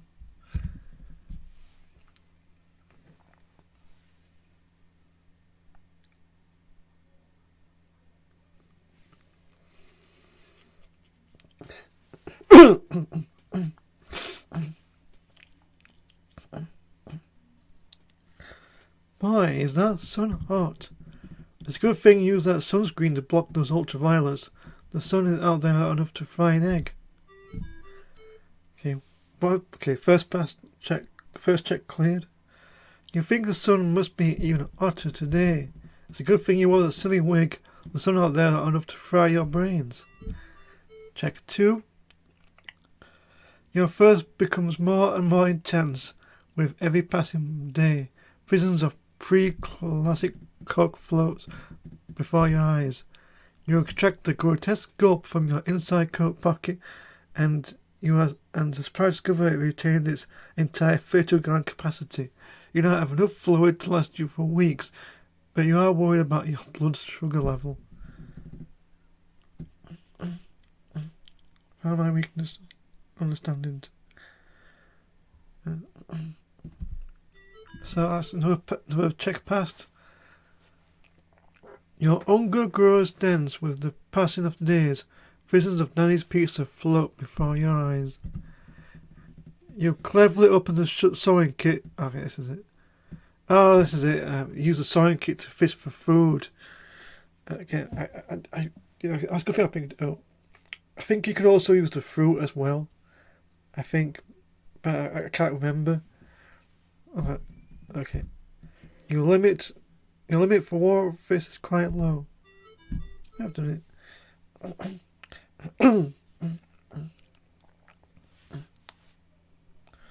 And I think this is it. Day 9 date. During a particularly rough storm, late in your 10th night at sea, your lifeboat crashes on a coral reef and shatters to bits. You grab the largest piece of wood you can and hold on tight and survive the storm. The dawn finds you crashing through an offshore reef, tumbling through the surf to a gorgeous beach. You've done it. Hey Larry, that's you out there on the surf. Land ho, you cry.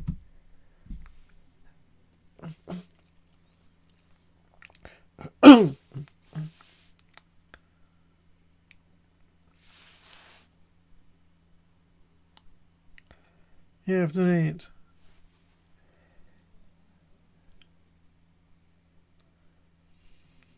Oh good, here comes someone to help you. Up and up. Where is that? Duke Nukem? Congratulations, Larry. You have survived weeks adrift on the high seas with nothing but your courage, preservation, and a few humble provisions. Endured tropical storms, vicious winds, and high seas in a tiny lifeboat prevailed over the surf. Offshore barrier reef and razor sharp coral, escaped the dangerous mother, avoided the vicious KGB, and the tempting enticements of the evil Dr. Nonuki. Henchman's odds, and withstood the creep's audacious humour. And you're still as good as new. But boy, is your suit a mess. Good as new. Don't you just love good polyester? But now you wonder, where am I? And what possessions survived your disastrous journey? Okay, so I think it's safe to say I've made it this far. I think I can save it.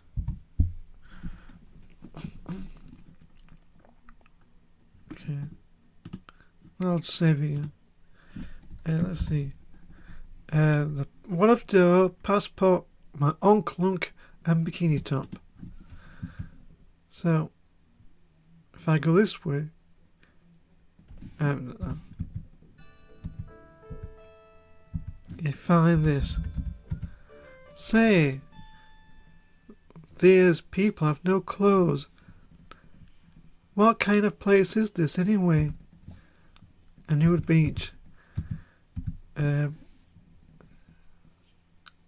Are you new around here? Good looking. Was that naked woman talking to you? Yeah, I'm just going to look at her. I'm not going to talk to her, because I know she's a KGB agent. Suddenly you start to perspire. Yeah. Let's not go that way. I think if I go right... Let's just check. Yeah, as you can see, there are KGB agents scattered. Hidden, or in plain sight. If I attempt to cross the beach, they'll apprehend me. And take me for questioning and torture and stuff. So what I need to do is find a way to cross this beach without being recognised. But unfortunately, can't do that just yet.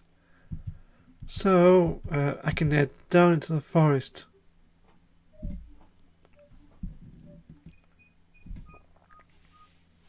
And this is a pretty much a long segment, though it does pick flowers. You reach over and break off the beautiful flower at the base. Ah, you rationalise. I'll never miss just one flower. Anyway, this plays every time into the jungle, but fortunately, multiple attempts at going through, it just gets shorter and shorter.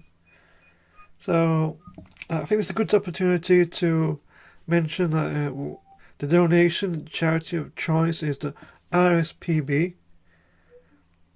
I think it's animal organisation, animal for safety animals. I think, or birds. You can donate. It's on justgiving.com/page/5Daygamers21. It helps birds and wildlife. Thank you. That's good to know. And and hedgehogs. Didn't know that.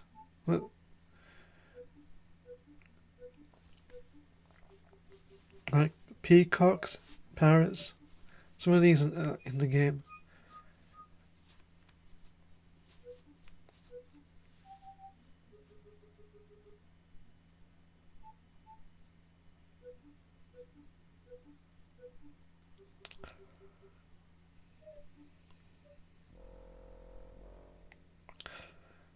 Oh no.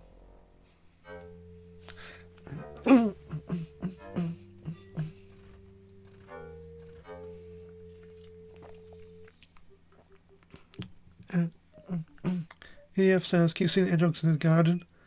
I've never seen one in real life. At least you find an exit. But where does it lead? Why, you found a lovely restaurant. Okay, look. Expensive linen, crystal and silver. Way down the table, the appetizer filled up buffet. Okay.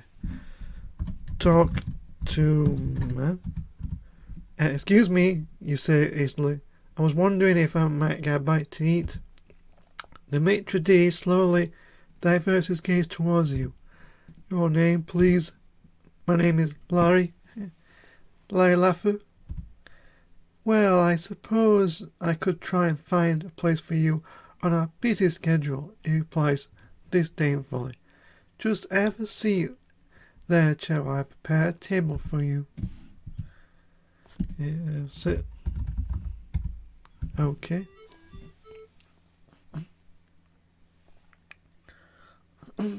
Why, Mr. and Mrs. Rich, says the maitre d'. What a pleasure to see you again. Of course I have a table for you.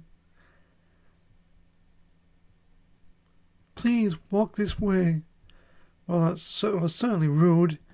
You were here before them. You feel yourself becoming perturbed.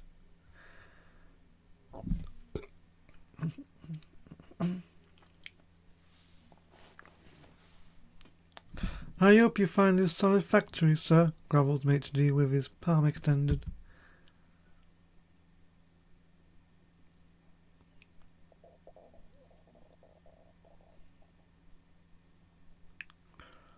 Yeah, this is going to be a thing that's going to happen.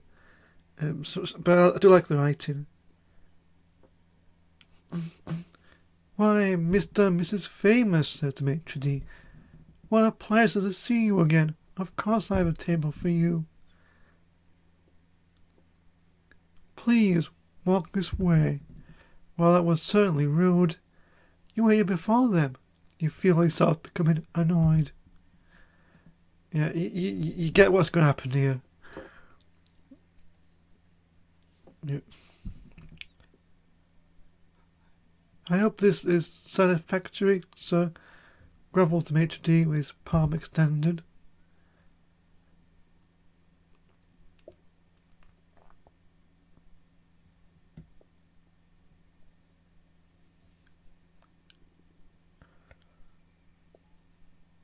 Why, Mr. and Mrs. Gaze, says the maitre d'. What a pleasure to see you again. Of course I have a table for you.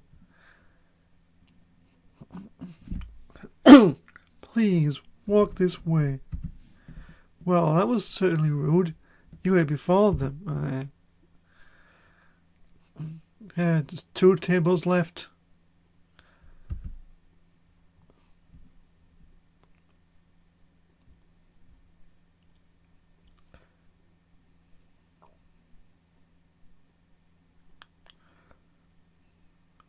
Why, Mr. Leach, says the maitre d'. Well, pleasure to see you again. Of course I have a table for you. Please, walk this way.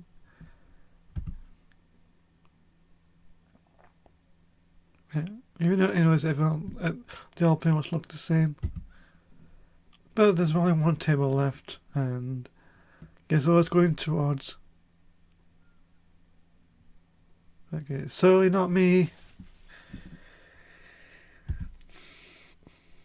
And there's Mr. and Mrs. Williams.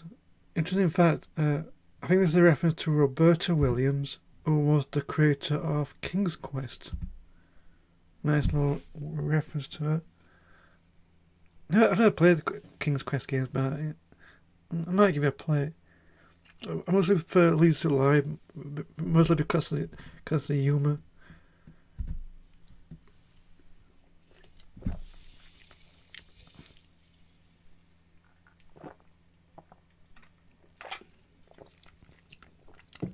All right, sir, says the maitre d' says begrudgingly. I'll show you to your table now. Sure, now that there are no tables left.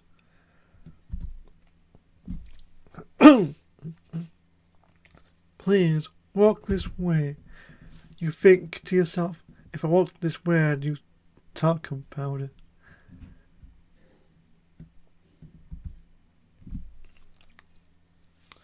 Oh boy, says Maitre d', clapping his hands. Please set up a table for Mr. Lavender. Yep. Be seated, Mr. Lavender, says the maitre d', as he escapes the kitchen. Feel free to put up yourself to the appetizer bar. Oh yeah, and I almost forgot. Donate to the RSPB. Choice location, Larry. So, I could, in fact, was making you save it in case. I could sit down, but I think there's a new game over. Something's wrong with the food. But what I really want to do is go to this table, look at the table. Why look, there's a knife lying next to the cheese plate. Take knife. The maitre d' did to help yourself to the buffet, but this is rather borderline behaviour, Larry. Oh, okay, you surreptitiously, sorry I can't pronounce that, slip the slicer from the serving surface and sequester it in your suit. Can I take the cheese? You glom up a cracker and a full of brie and slip it into your mouth. You never liked brie. I think that's it for now.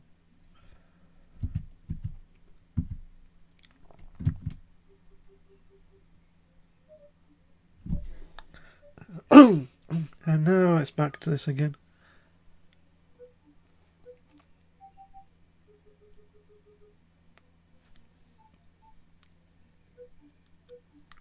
And don't worry. Each time it gets a lot shorter, which is good. The reason why this is up is the first time playing this, you have to pick the flowers for something later.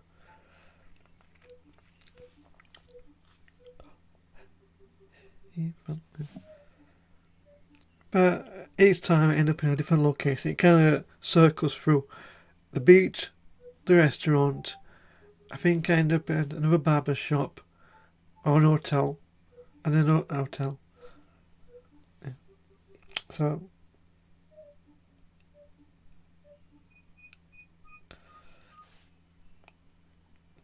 I think I've got less than an hour left.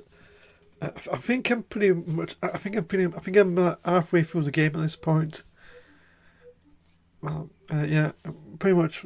So I don't know if I'm going to be able to finish this game until the end. I checked. I check online, and if I speed on a speed through, I've seen people beat this game in like about 2 hours, 2.5 hours, close to that. So I think I'm making good. I think I'm making some good time.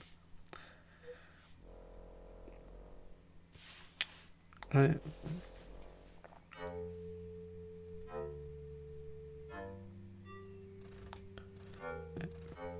Yeah, so even if it's slow, there's plenty of gaps. I'll ask you find an X.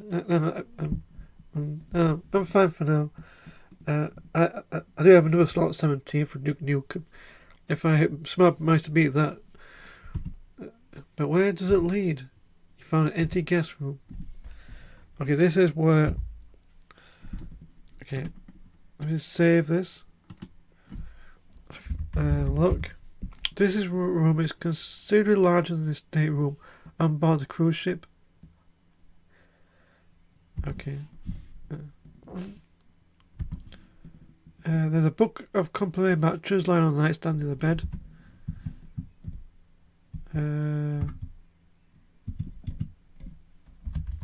Look at maid.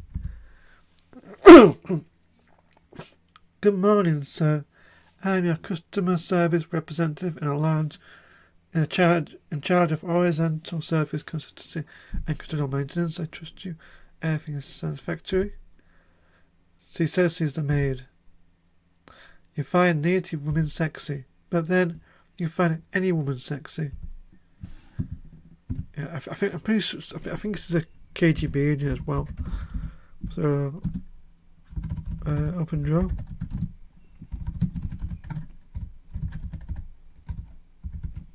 Can't do that. Oh, okay, says the native maid coyly. Donate to the RSPB. Okay, I think I need dimension matches, or get matches. Yeah, not close enough. Get matches. Not close enough. Okay, is it on the other side of the bed? Get matches. Okay. Slip a book of matches into your pocket. Gee, Larry, at least you found your match. I think I can look here. Okay. A bowl of compressed soap near the sink. Look in mirror. Will you ever be handsome? Get soap. You grab the bowl full of tiny soap bars and dump them into your pocket, thinking, when I get home I can carefully wet these and glue them together to make a large regular sized bar. What a great deal. I think I've got everything what I need right now. I think, yeah. So I think it's time to leave and back into the jungle again.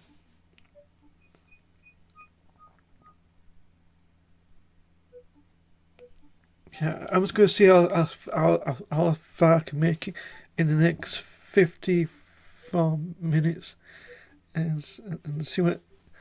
I don't think enough. I think I should have. Hopefully, I should have a beat by then.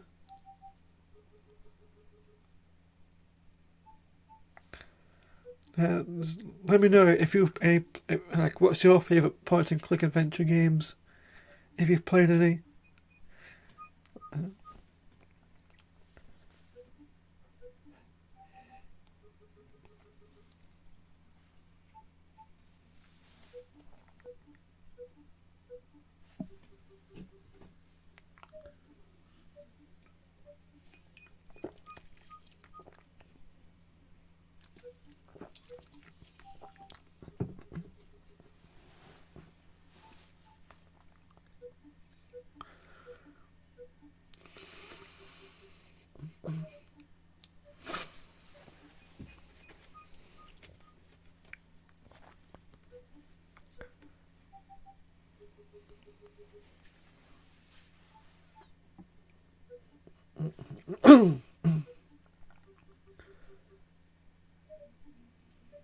At last you find an exit.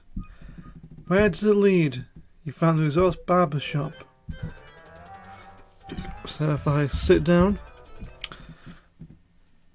Is there anything you could do for my receding hairline? You asked the barber.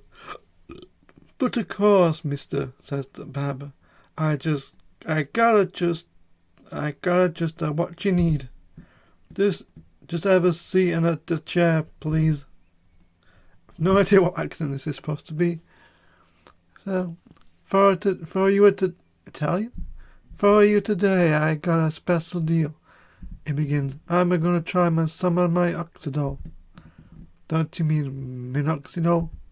No, he said. I don't know what that is. I'm gonna rub your head with some of this liquid laundry detergent. Too late to leave now, Harry. He's got you. There, all set, says the barber. Now let's just give it a second to work. How ridiculous, you think. I just let some guy I didn't know pour laundry detergent on my head. Wow, you explain. Not only does this stuff really work, it's fast too. I knew you'd be delighted, responds the barber. Come back and see me any time, Blondie. Why do you call me that, you ask? Oh, no reason, he says. I've gone blonde. Oh, great, you cry. Now what am I supposed to do? Ever more fun, he answers. Well, at least my bald spot is gone, you say. Along with your self-respect, says the barber. Donate to the RSBB. There's a promoter at 5Daygamers21 on Facebook. That's good. So, okay, I've got myself a brand new hairstyle, but it's not enough to fool the KGB. I'm going to need to change my outfit as well. So, with that, I'm going to leave again.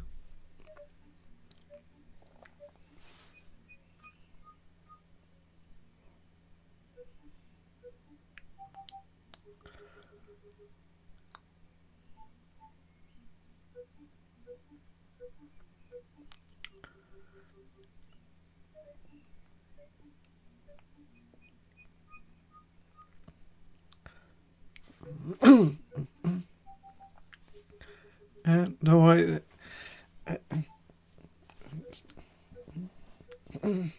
not long now until. I think this is my least favourite part. Just because, okay, say you're getting faster at this. Okay, now back at the beach. Hopefully that KGB woman agent should be gone. And with that, okay, yeah, and apparently this nude woman left. Okay, I wasn't really nude, but okay. Get bikini. Not close enough. Oh, here it is. Get bikini bottom. Well, it looks small for you, but what the heck? And I've got myself that. Look. Okay. I think.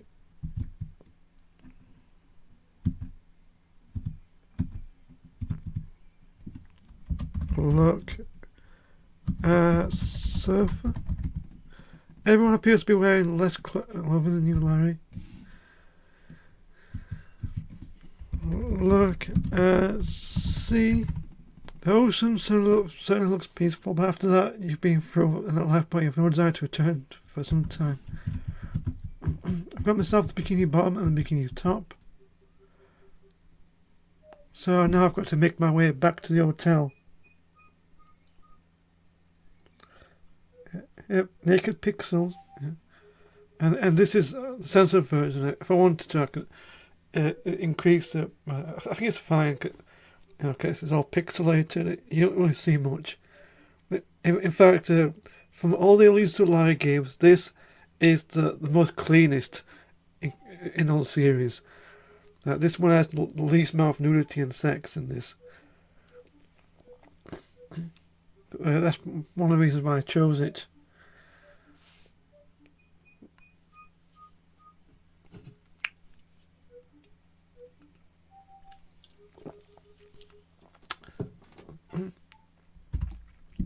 Okay, I don't want to go back here again, so let's leave.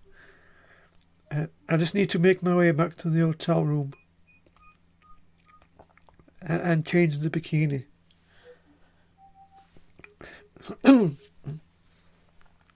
If you're enjoying this, I could play more of these type of games.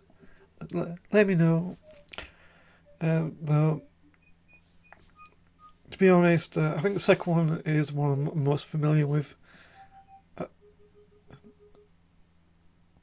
I think this is like the first one that's more became more story focused. Kind of reminds me of that Bill Murray film, The Man Who Knew Too Little. It kind of has a similar plot to that, where Bill Murray ends up in where it ends up in this scheme. Similar to what Larry's in, but you realise it and you think, okay, so So for now, for some reason, I'm going to need to change clothes. So wear bikini. Okay. Boy, do you look sweet. Yeah. I wonder what happens if I look in the mirror again. Ew! okay, that was pretty funny. Wasn't expecting that. You just scared yourself silly. Yeah, my God. I love to humour in this game.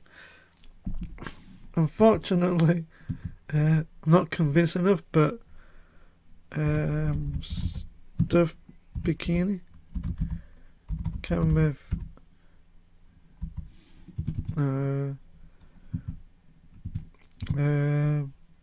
put soap in top. Okay, I need to put the soap in top. Okay. Are you seeing me do this? Because now it looks like I've got a pair of breasts.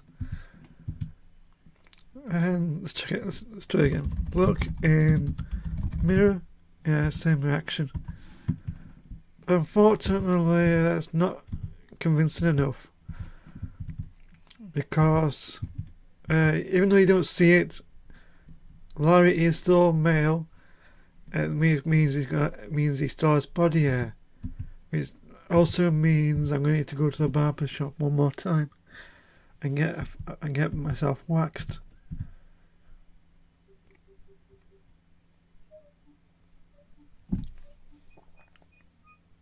Yeah, so you can see where I'm going with this.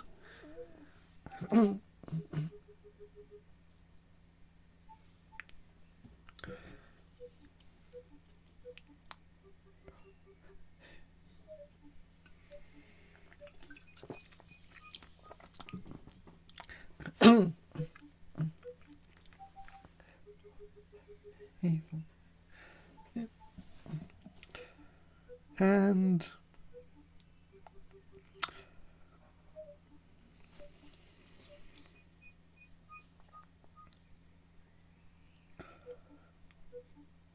say again, faster at this. So I think you just sit down again. Is there anything you can do about my excess body hair? He asked the barber. But of course, mister, says the barber. I got just what you need. Just have a seat in the chair, please. For you, today I only got a special deal. He begins. Somehow I wonder, he replied. No, he says. This'll work real good. What are you going to do to me this time? Body waxing. Once again you get trapped in this chair. You hope this time it'll turn out better.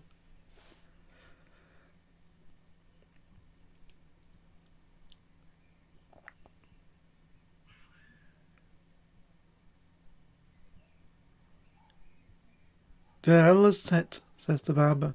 Now just a lady and let it get to ad.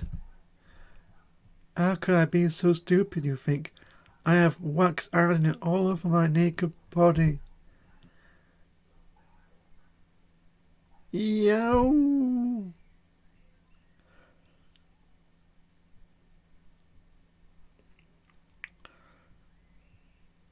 Oh God, you cry. Was it good for you? I don't think it could be good for anybody, he answers. Well, I do perhaps the pain was worth it. I do like this clean-shaven look, you tell him. You're the only one, concludes the barber. Donate to the RSPB. I can now leave. Now, if all goes well, I should be able to walk past those KGB agents without them recognising me. Thankfully.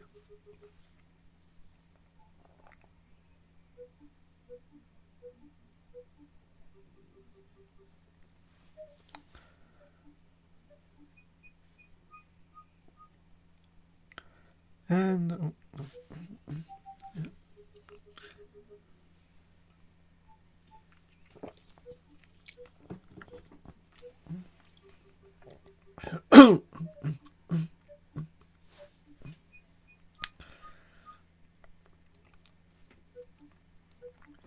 At least it's getting faster this time.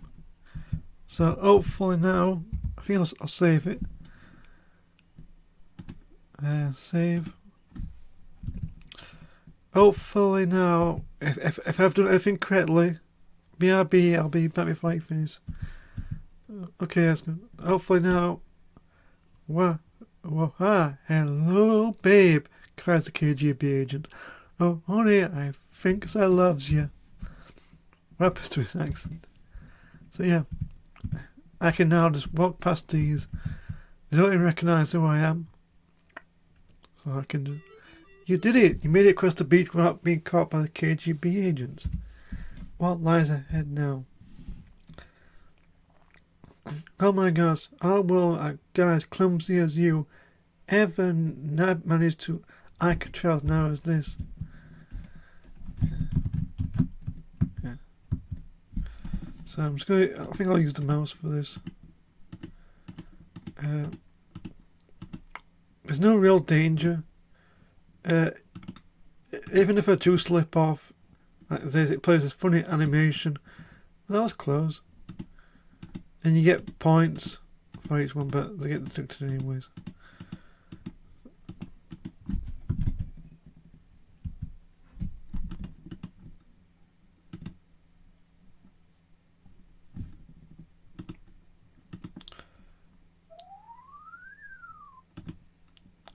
That was close, but be careful next time.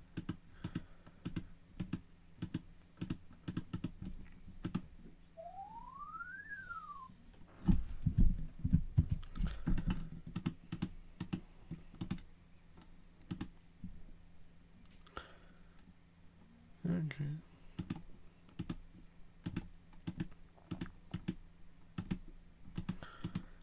Just need to.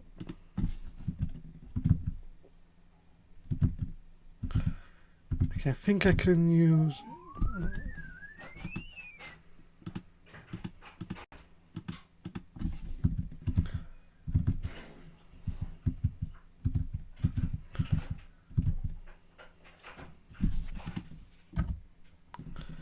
Okay.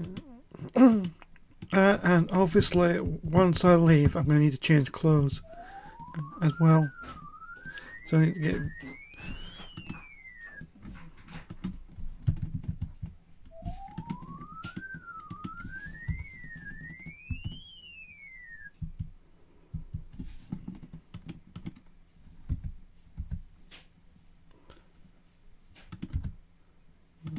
Okay, change clothes. You slip back into your leisure suit and toss the bikini and soap bar off over the cliff. Too bad you were beginning to enjoy wearing women's clothing. At least you still have your beautiful long blonde hair. Well rested, you stride boldly across the dirt parking lot to the front door of the main terminal building. By the way, you didn't think you were going to get those, you're going to keep all those points for free, did you? Boy, are you happy they made it those?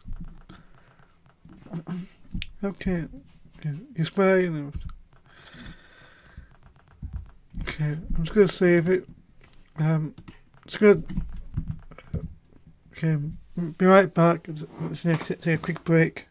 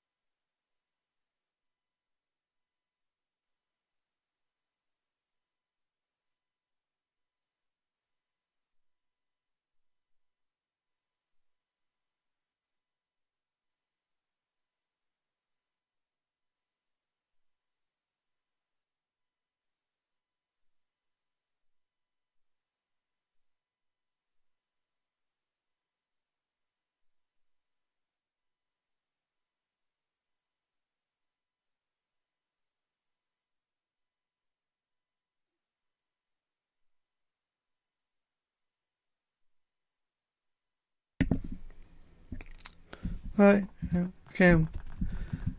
I'm back. So I just need to go up to these. Let's look first. At least you reached the resort airport, and what a disappointment. There are 2 security guards patrolling here. Near the door there are 2 men wearing robes. If I give flower... Not close enough. Yeah. Strangely, we've got the KGB agents. And unfortunately, I'm just going to need to... I'll try you. To do these, give them a flower. Okay. Here, my little flower child, you tell the KGB. Make love, not money. This so confuses the KGB. Let's go and lie, you succeed in bypassing the KGBers again.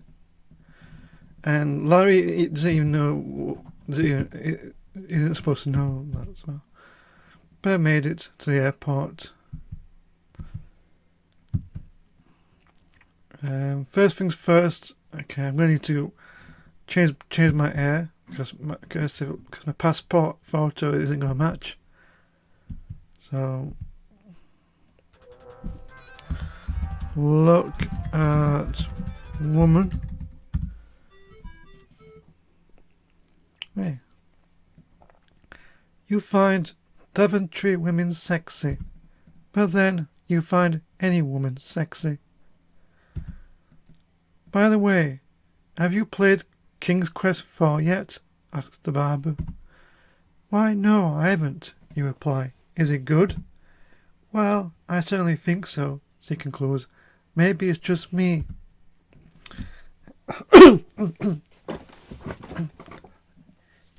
So I haven't played King's Quest 4, but from what I've heard, she's the sprite is one of the characters from the game, I think. So sit. Can I get a straight trim? My hair, you ask. My hair is ridiculously long. Oh no, she replies. I'll be happy to. Just plop in my chair there, Goldilocks, and I'll take care of those curly look for you. Girls, please be careful. You tell her. I hate to lose a full head of hair. Just take a little off the back.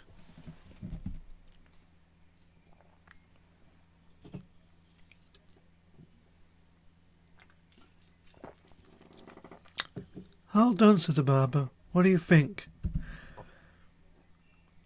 My hair, he cried, it's gone. She replies, it serves you right. You never trust a barber with longer, prettier hair than yours. Well, yeah. Well, at least I'll look like my passport photo now. You sorry? Although that seems a small constellation.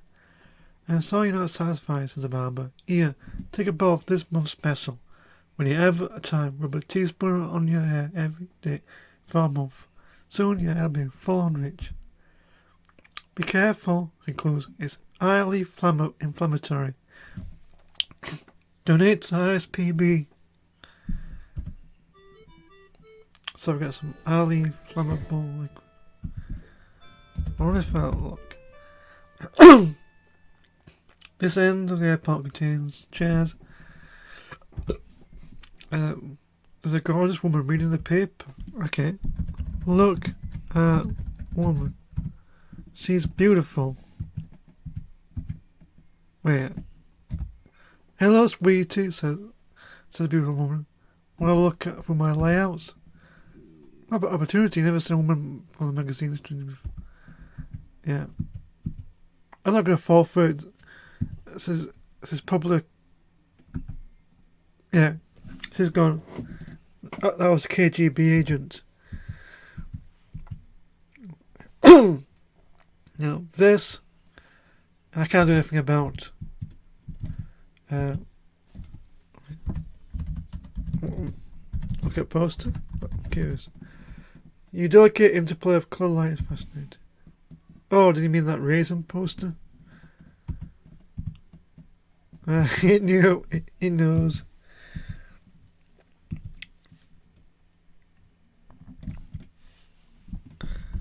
Talk to man.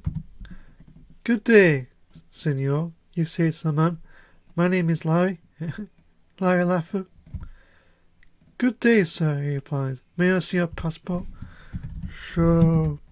Passport? You hand the agent your passport.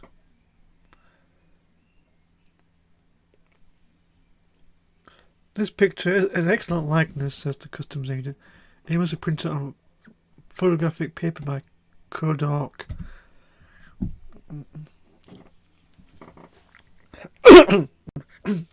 Now I must inspect your possessions. Please show me everything you are carrying.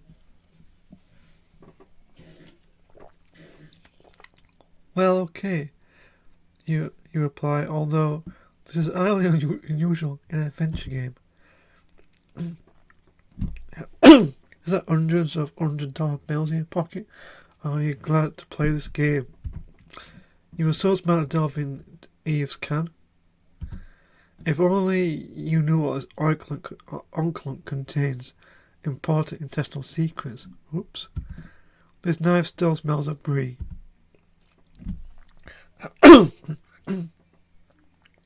For a moment, you consider the drawing of the little doggy and wonder if you could have pursued a career in art.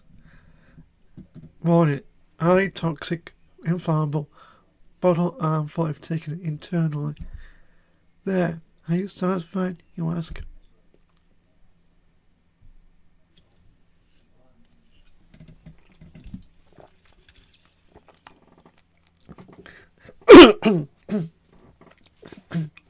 Yes, but I must warn you about carrying that knife on board on any aircraft. Okay, lie. You have my word on it. Alright, he says, unlocking the gate, and he's, well, you may pass. Hey, thanks a lot, buddy, you say, peeling under off your wad of bills. I need something for you and the missus. I'm not your buddy, you ugly Americano. Donate to the RSPB.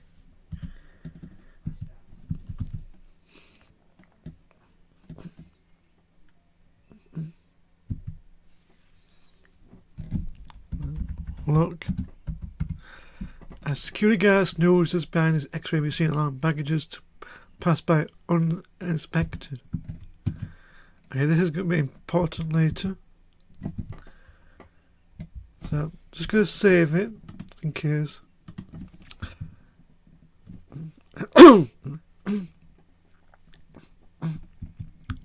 And there's, okay, I'm going to do this. So what I need to do here is, okay, it's kind of, I don't know if it's obvious, this took me a while to figure out, but you have to expect all the briefcases, and you kind of get case.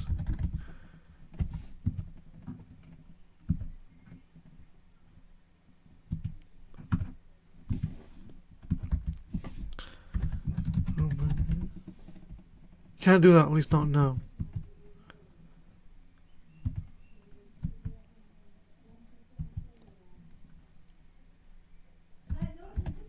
Okay. Don't need it.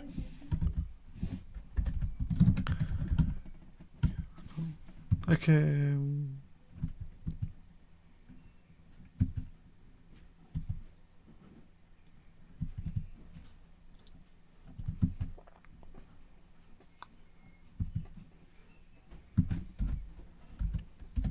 Look at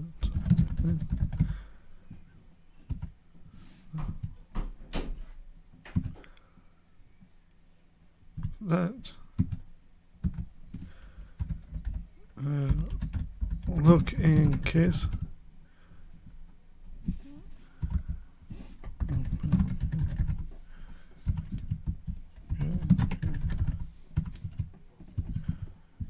Okay.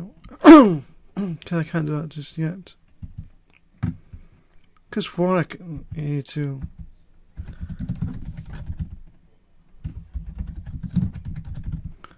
can't do like this.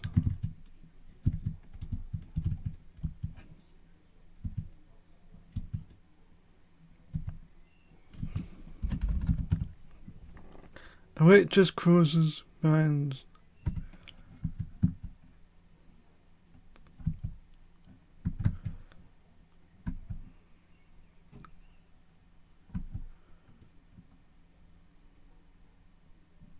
I talk to God. Look at.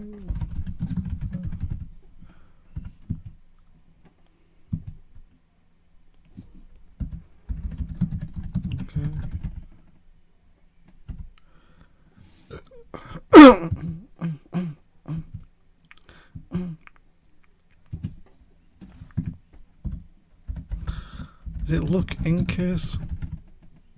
You can't do that, at least not yet.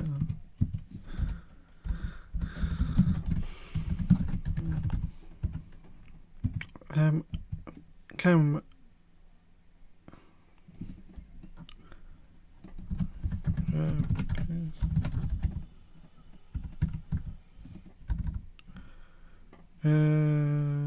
Open.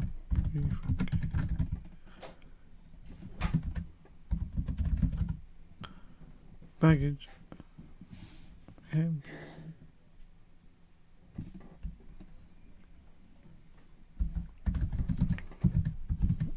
Open bag.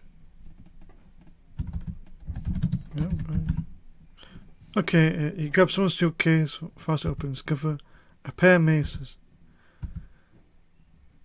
Okay, I figured it out. You have to sit. Okay.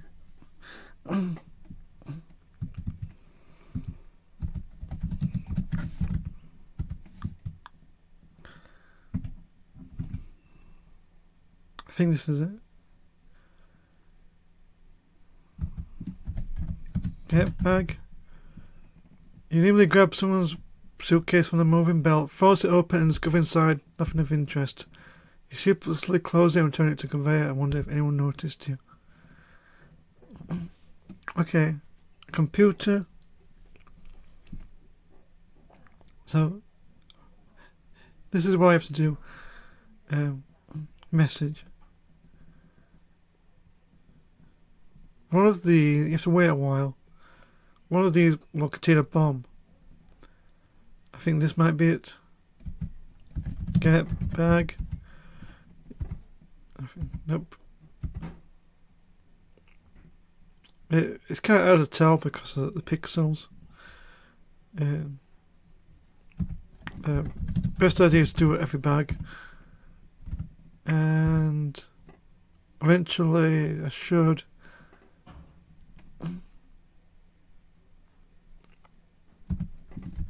Get bag. Phonetic machine gun fire.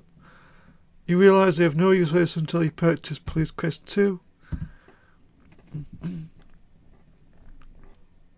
This is it. Okay, this must be it. Get bag. You nimbly grab someone's suitcase from the moving belt, force it open and discover a bomb. Let's see now, you think. I'm holding a suitcase containing a ticking bomb. What shall I do? You say, you decide. I think I'll get this outside and fast.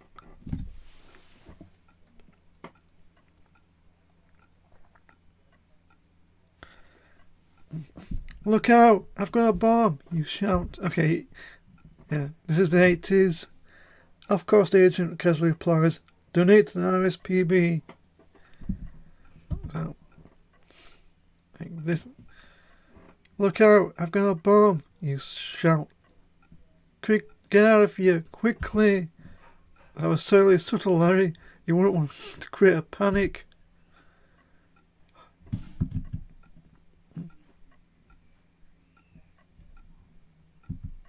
It seems you're the only one panicked around here, Larry.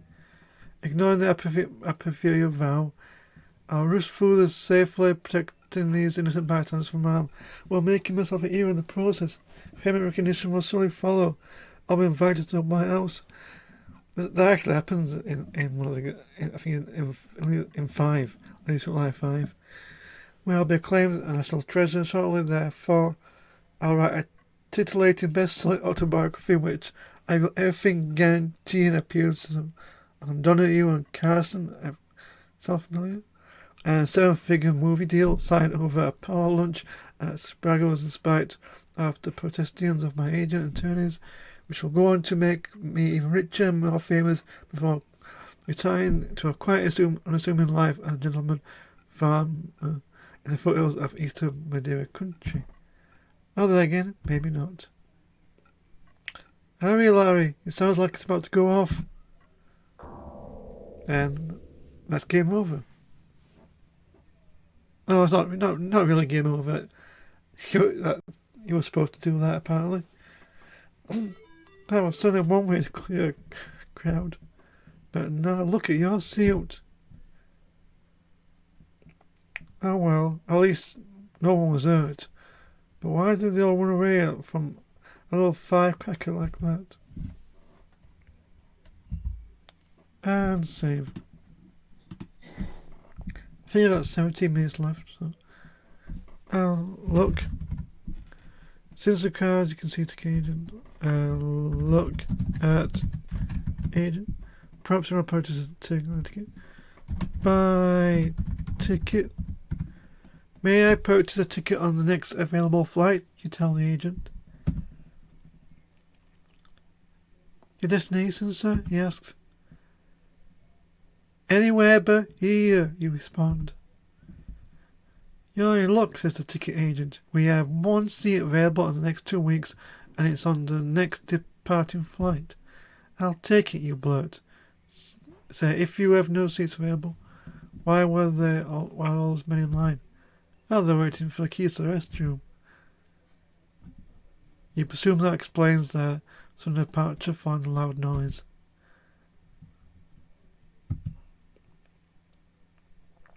Would you prefer smoking or non-smoking? None. Aisle or window? Aisle. Carry-on baggage? None. Luggage to check through? No. Will you acquire a bassinet? No. Traveling with children or elderly? No. Being a pet? No. Do you have a passport visa? Passport. Care baggage insurance? No. First class, business class or coach? You said there was only one seat. We'll be staying 14 days or 21 days. Forever. Are there any members of frequent flight programs? No. Will you be bringing a laptop? Be on board? No. Will you bring a pillow? Yes. Blanket? No. Movie? No. Zero phones? I suppose. Drink or non-drinking? Drink. Credit or credit cash? Telephone privilege in flight? No. Kosher or Mexican? Armenian? 3.5 inch or 5.25 inch? 8-bit or 16-bit? Do this. Give me the ticket. Give. Boy, you Americano was touchy. Okay, easy ticket, one adult, ultra 7, non-smoking, window, deluxe, business class, experts, apex, goes go label it. Too bad you spent too much time here. Donate to nice PB.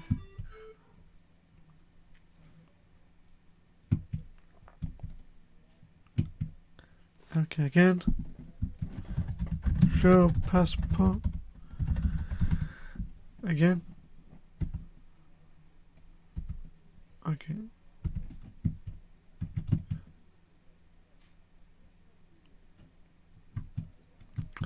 Okay, I don't know if this is timed, but there are some things I need to do.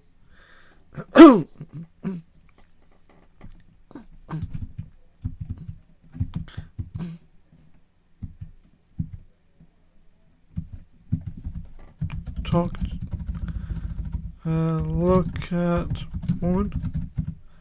No, you'd rather not. Trust me on this one. Talk to woman. Will do every after waitress. Yep. Look at sign. Okay, the blue pate special, $1.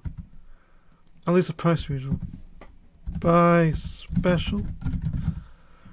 Hey baby, so give me one of them blue plate specials. That's blue pate, to you, Baldy, sweetheart. Yo, see, I was back in the kitchen. Slot me up another bald one.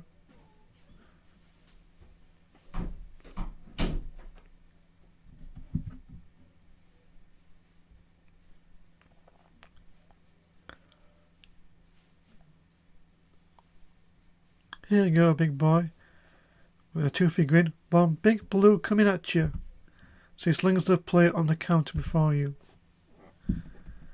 Look at plate. It just as it appears. Okay. Normally, you eat this and it turns out a bobby pin has been caught in the food, of course, you use a choke. But which means the only way to know that there's a pin inside is to get a game over. EDF says back. But this time you decided to save yourself from a fate worse than. Okay, well, so it's actually quite similar to. No, in India, I suppose it would be Nicholas' death by fishing the bobby pin out of the blue pate special. Give that substance instead of swallowing it. If you eat that, you'll swallow the pin and choke to death. If you go here, please look at machine. Okay, the one on your right is labelled broken. The one on the left is labelled flight insurance. $100. Buy flight insurance. You peel off a $100 bill from a wad of money and insert it into the slot. The machine slurps it up, digests it, considers its authenticity, finds it valid, and then begins to whirl and shake.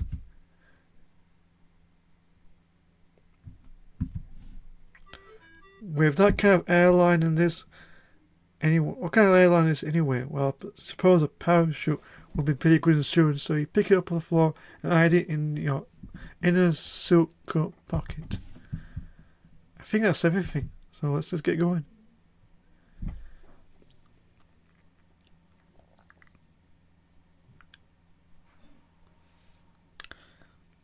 Yeah, another. This is certainly a long terminal.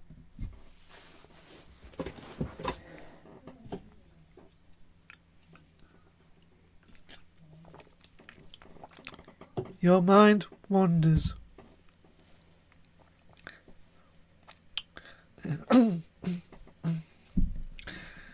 Yeah, I don't know why they do this.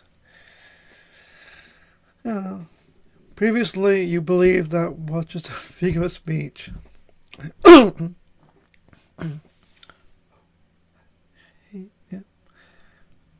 I think I've got everything. Finally, you reach the end and enter the waiting room for game 1.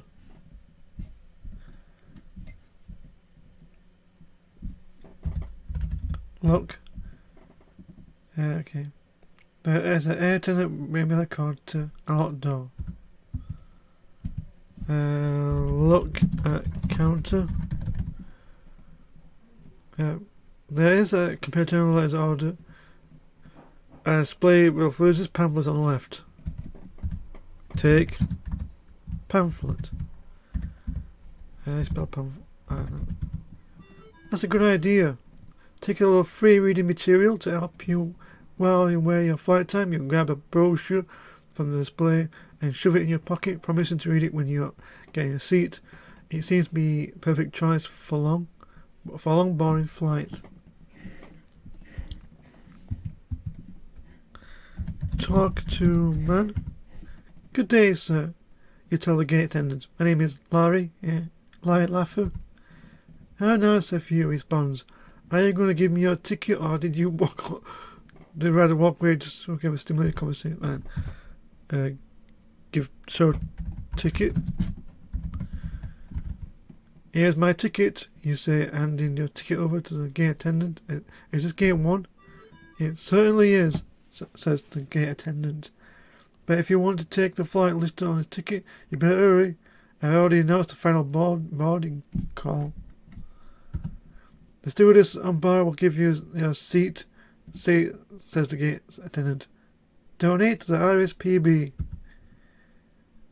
Let's keep going. I just made it in the nick of time.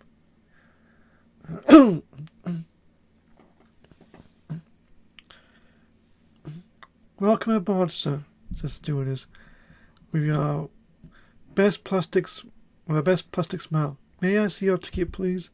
You give it to her.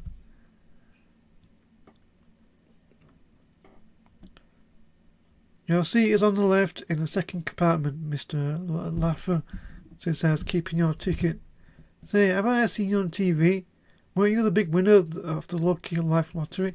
She asks. Well, yeah, that's me, baby. He agreed and handed her $100 bill. And here's a little something for you.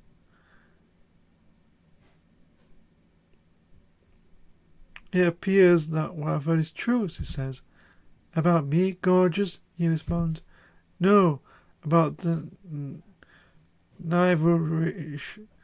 They are incredible, like the naive rich. They are incredibly crude.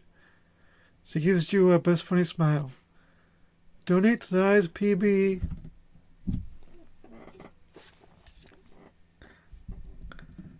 Wow, this plane isn't so small, you think. Look at all the room here.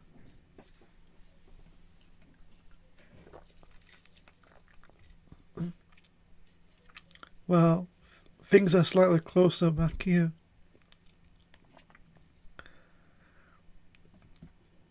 No way, you think to yourself.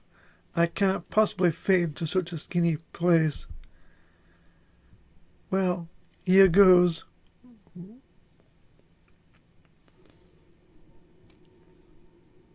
Phew.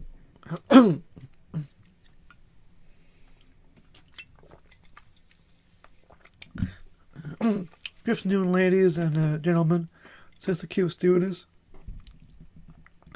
I'd like to welcome you aboard Flight 1. That's a lot. Prince from the flight says that's a lot of passengers. Yep. It's an unlikely event of water landing. There's no need to panic. Because you'll all be dead anyway, she laughs. No, don't get upset. That's just a little airline humour. Oh, and if during our flights those cute little yellow masks happen to drop down from the overhead compartment, why just ignore them. Lately, those practical jokers in maintenance have been substituting nitrous oxygen again. And remember, in case of emergency, we women get to leave first. Are there any questions? Yes, while leaving. Okay. A voice crackles through the loudspeakers. Please fasten your seatbelt and move your seat back and tray table to the fully upright like positions. We are being cleared for takeoff.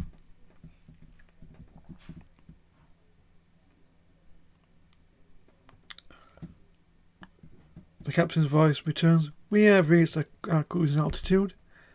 Pretty fast takeoff, wasn't it? At 500 feet. Passengers in our rear smoking compartment may smoke if you got them.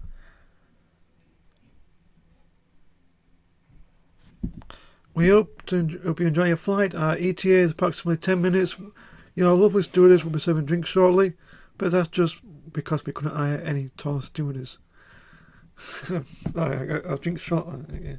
The man sitting next to responds to the captain's lame quip with an attitude. Ha ha ha. Hey, says the man beside you in his too low voice. I remember you. You're the guy from Lefty's bar. I haven't seen you in a long time. Let me tell you this new joke I heard. No way, you respond. No jokes. All you ever told me was punchlines. Okay, alright. Okay, I can save. Okay, I think I have enough time for this section. I think think you give pamphlet. It's still intrigued by the Ken family leaves you alone. The question is, having the stewardesses saving. Okay. Stand. Obviously, I'm going to need to get off this plane because there are also KGB agents.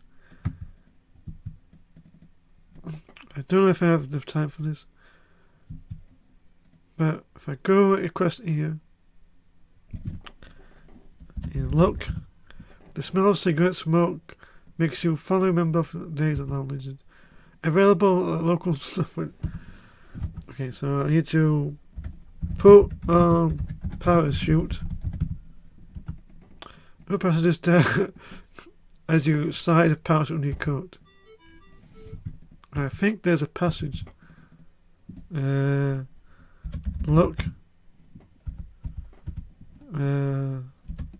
Look at door. There are 3 doors labeled restroom, emergency exit. Open emergency exit. Open door. There's large handle pin in it. Okay, pull handle. Every locked padlocked. Okay, pick lock. You insert the bobby pin into the safety lock. Wouldn't you guess? The pin works, it's always unlocked. Okay. Just gonna play it safe. Larry 6. I think I'm almost at the end anyway, so open lock. Open door. Oh, pull handle. Yeah. With great difficulty you push the hard handle, crossing legs. Push handle. Oh, open door. There it is. And the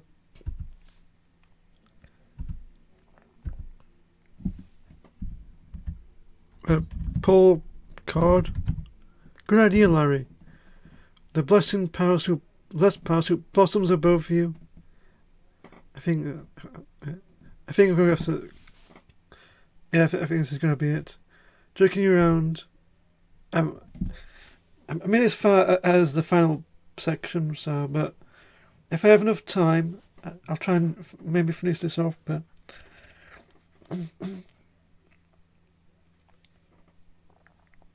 I'll just let this cutscene play out. Save it, and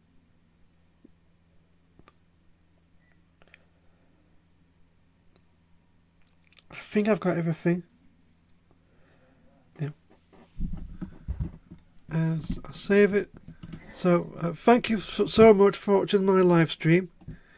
Up next is I haven't checked. Hopefully, what is next is ready. Thank you so much. Enjoy the rest of the stream, and don't forget to donate to the RSPB. Goodbye.